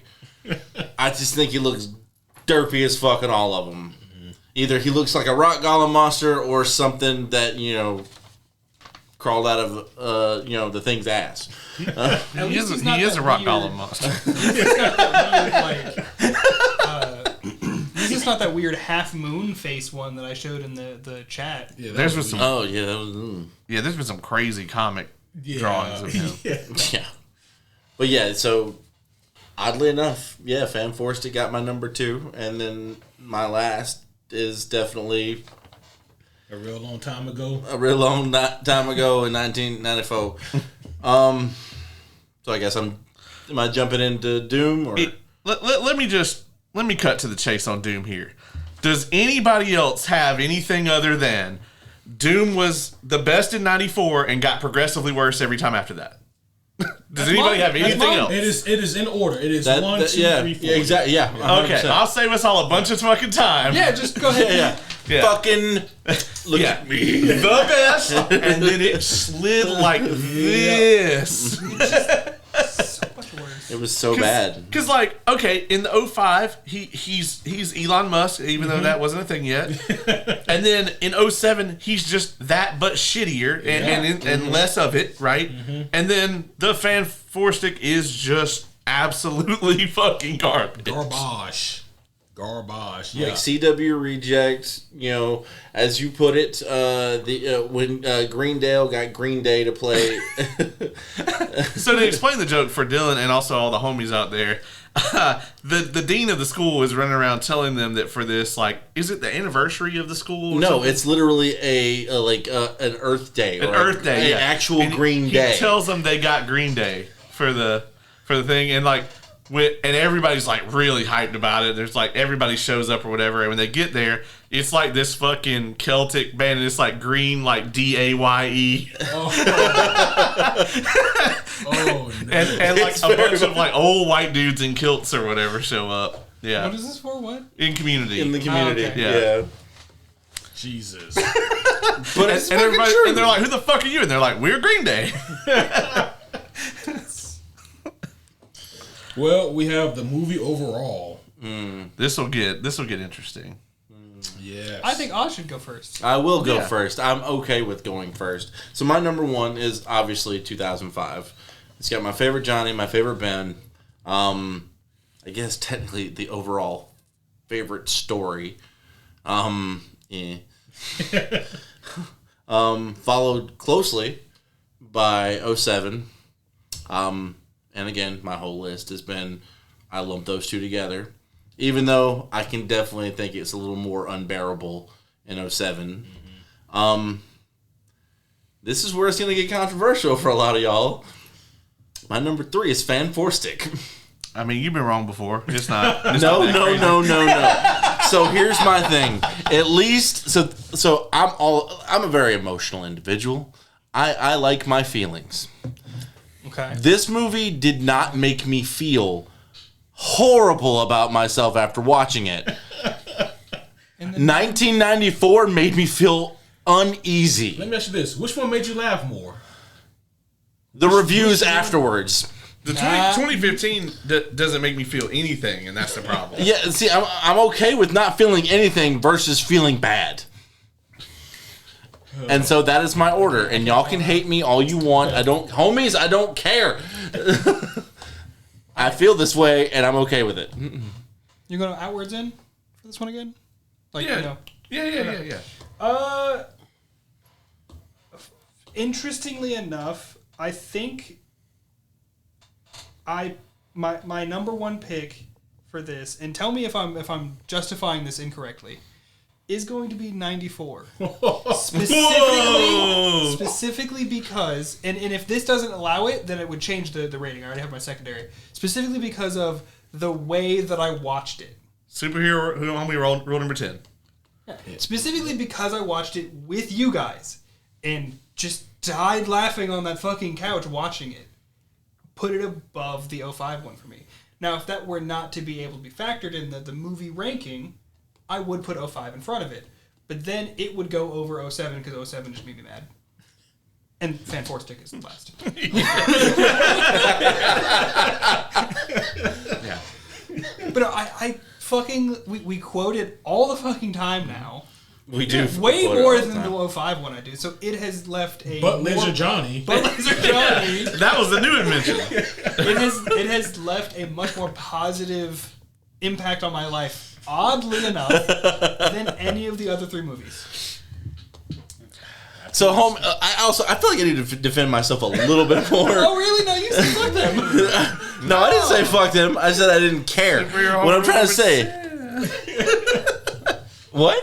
Number 10, like what you like, dog. You know? No, I agree. All I'm saying, I just want to give an extra explanation on why. I put this fucking movie on the worst, in the top 8 worst movies I've ever fucking seen. Yeah, but you did that before you had seen this one. And I still agree with my list. He's talking about the 94 one, by the way. Yes. I'm just saying. Okay, that's fine. He's real defensive. He said is. It was okay. Yeah, because y'all judging. I feel I you. didn't say it was okay. You're not, he is. That's just my face. And of course, Caleb always is. Yeah, it's just an aura. I can't even turn it I off. actually wasn't judging him. I was just having a fun time watching them fight. Do you want to go last, or you want to go? It don't matter to me. Okay, go for it. Go for it. Yeah, the best Fantastic Four movie for me, overall, I gotta give it to Fantastic Four 05. I almost said Fan4stic. Holy shit. I was like, whoa! Now that I would have just went ahead and jumped out the way. No, number 1 for me is 05 Fantastic Four. Number 2 for me is going to be 94. Okay, so yeah, all right. Fantastic Four. Number 3 would be Rise of the Silver Surfer, because Silver Surfer has some cool moments in there. True. And that leaves number 4, of course, Fan4stic. Leave it on the ground. Way down there. Yep. We can leave all of these on the ground if we're okay with it. Yeah, I mean, if we're being honest, like, Yeah. I think we all agree that they're all on the ground. Oh yeah. yeah. Some are just in the ground. Yeah, if somebody was like, you're gonna go spend 100 years on a remote island and you're only gonna be able to watch one movie and it's got to be one of these Fantastic Four movies, I'd be like, can I take a book or something, or like, Just give me a stick. I'll be all right. I'll play Star Wars or something. Can I just have like a volleyball? yeah, be like, I was gonna say, Tom Hanks seemed like he was real cool with that ball. Can I get something like that? I really don't want to take none of these. He fucked that ball. You know he fucked that ball. Yeah, What happens on Desert Island? Desert Island. immediately after he drew that face on it. Yeah. Yeah, like he tried to fuck it, and then he was like, I feel like I'm fucking a ball, and then he like put the face on it. He gave it a name, Wilson. Yeah. That's right, boys. Jesus. He's not here. Yeah. Oh, he's not. Okay, so my rankings might be a little unexpected. I have the 05 as number 1. Okay. We kind of said that when we watched it. We were like, "Oh, this is the best one." Yeah. It is a movie. It was a lot better in 05 than That's true. because the superhero genre just had not come as far as it has now. It was mid in 05, I thought. Oh, it was mid then, but it's not. Yeah. It's less than mid now. Like, yeah. We all gave it real bad. So I'm gonna go with the 05. I actually, controversially, am gonna put Rise of the Silver Surfer right behind it. I'm not mad at that. And then 94 right behind that. Obviously, like all 3 of those are pretty close for me. Mm-hmm. And then we drop off a cliff to Fan4stic because I'm very similar to Oz in the fact that like I desperately want art to make me feel a thing. Unless that thing is anger. I could watch the news if I wanted to feel that. Yeah. So I don't really need that in my art necessarily. Unless it's like the right thing where it's like the right kind of anger where it's like, oh, this villain did a horrible thing and like I fucking hate them. Yeah. Dylan knows the one. Fucking Moash. Oh, yeah. Yeah, fuck that motherfucker. Anyway, I went over through like lists of fucking shows, and I was like, that nervous tick. But Fan4stic makes me feel nothing but a desire to do something else other than watch the movie. It is an easy last place for this. It actually got last place amongst all superhero movies. Was it me or Kevin that gave it? I think it was Kevin. It might have been you. One of us said it was Dark Phoenix. The other one said it was Fan4stic. But like, that was the bottom two on both lists without us knowing about the other. that's great. Yeah, That is amazing. Yeah. both of them came down to that. So there you have it, folks. Yeah. I'm not sure I'd put this one as like the worst. Also, But I really don't know what I would put as the worst. Joker 2 had not come out yet. I still haven't seen it. I think Joker 2 is worse than this, for sure. I believe it. Yeah. Joker 2 is probably the worst superhero movie I've ever seen. It's because it's not a superhero movie. It's not anything. It's the worst musical I've ever seen, too. Like, You know it's... You know what's bad? Him saying that kind of makes me want to watch it. Just to experience the awful. Well, see, that's the crazy part about this, the reviews that we do. I guarantee you, people will go and watch the horrible fucking movies we watch just to understand what we're bitching about. It happens every time. After we did 1990 Captain America, people hit me up and I'm like, oh man, I didn't remember that movie being that bad. After we did Star Wars Holiday Special. I was gonna say, happened there. You guys not only hit me with Collateral, you hit some of the poor homies with that shit. Well, we sat here for 2 hours and told them not to watch it. But you knew. I mean, shit, I made a random reference to the Too Many Cooks video, and we had a homie go out and watch that whole fucking thing. It gave him trauma. I was sent that shit from somebody in this fucking group. I forget who. It had to have been me. It had to have been. It's always him.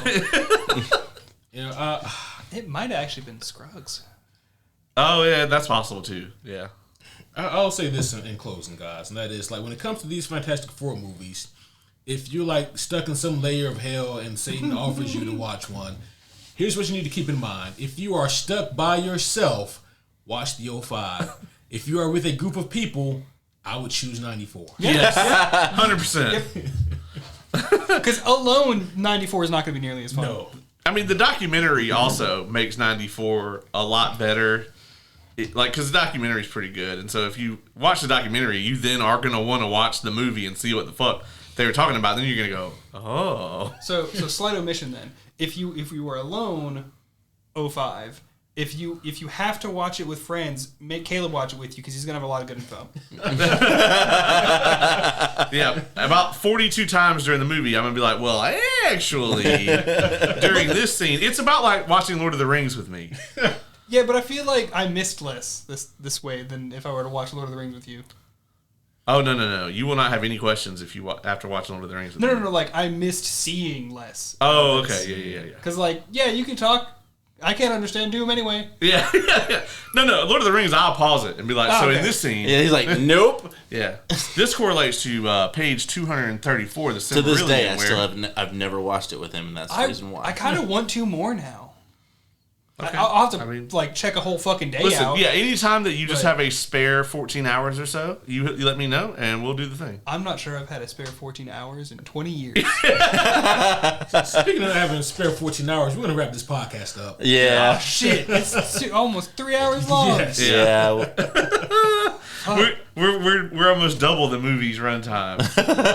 Again. Well, next time you hear from this exact crew, folks, will probably be...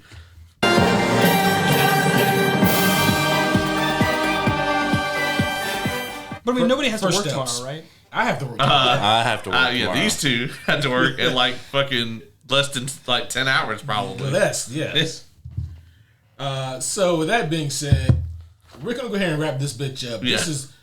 This is way more time than Fan4stic deserves. Yeah. To be perfectly honest, we didn't spend a whole lot of time actually on Fan4stic. That is true. That is way more time than any Fantastic Four movie deserves. That's So right. far. So far. So far. And we'll see what happens. Got my fingers crossed. This has been one of the episodes of all time. I keep saying that while I'm on here. I am so glad that all of the homies here and all of you homies listening and watching joined us on this expedition as we have watched and reviewed and suffered through all of these Fantastic Four movies on our way to First Steps. Yes. On our way to Lucky Magic number 5. Hopefully, First Steps will be the Fantastic Four movie that just makes us all completely forget about this bullshit here that we just discussed. And we can move on to greener pastures. It has been an adventure, and I feel bittersweet. I'm so happy to get this shit done, but it's so sad to think that the journey is almost over. It's been quite the wild ride. However, that will be all for this one, but we will see you guys again very soon, so don't worry. But until next time, my name is Superhero Homie Q. I'm Butt Laser John.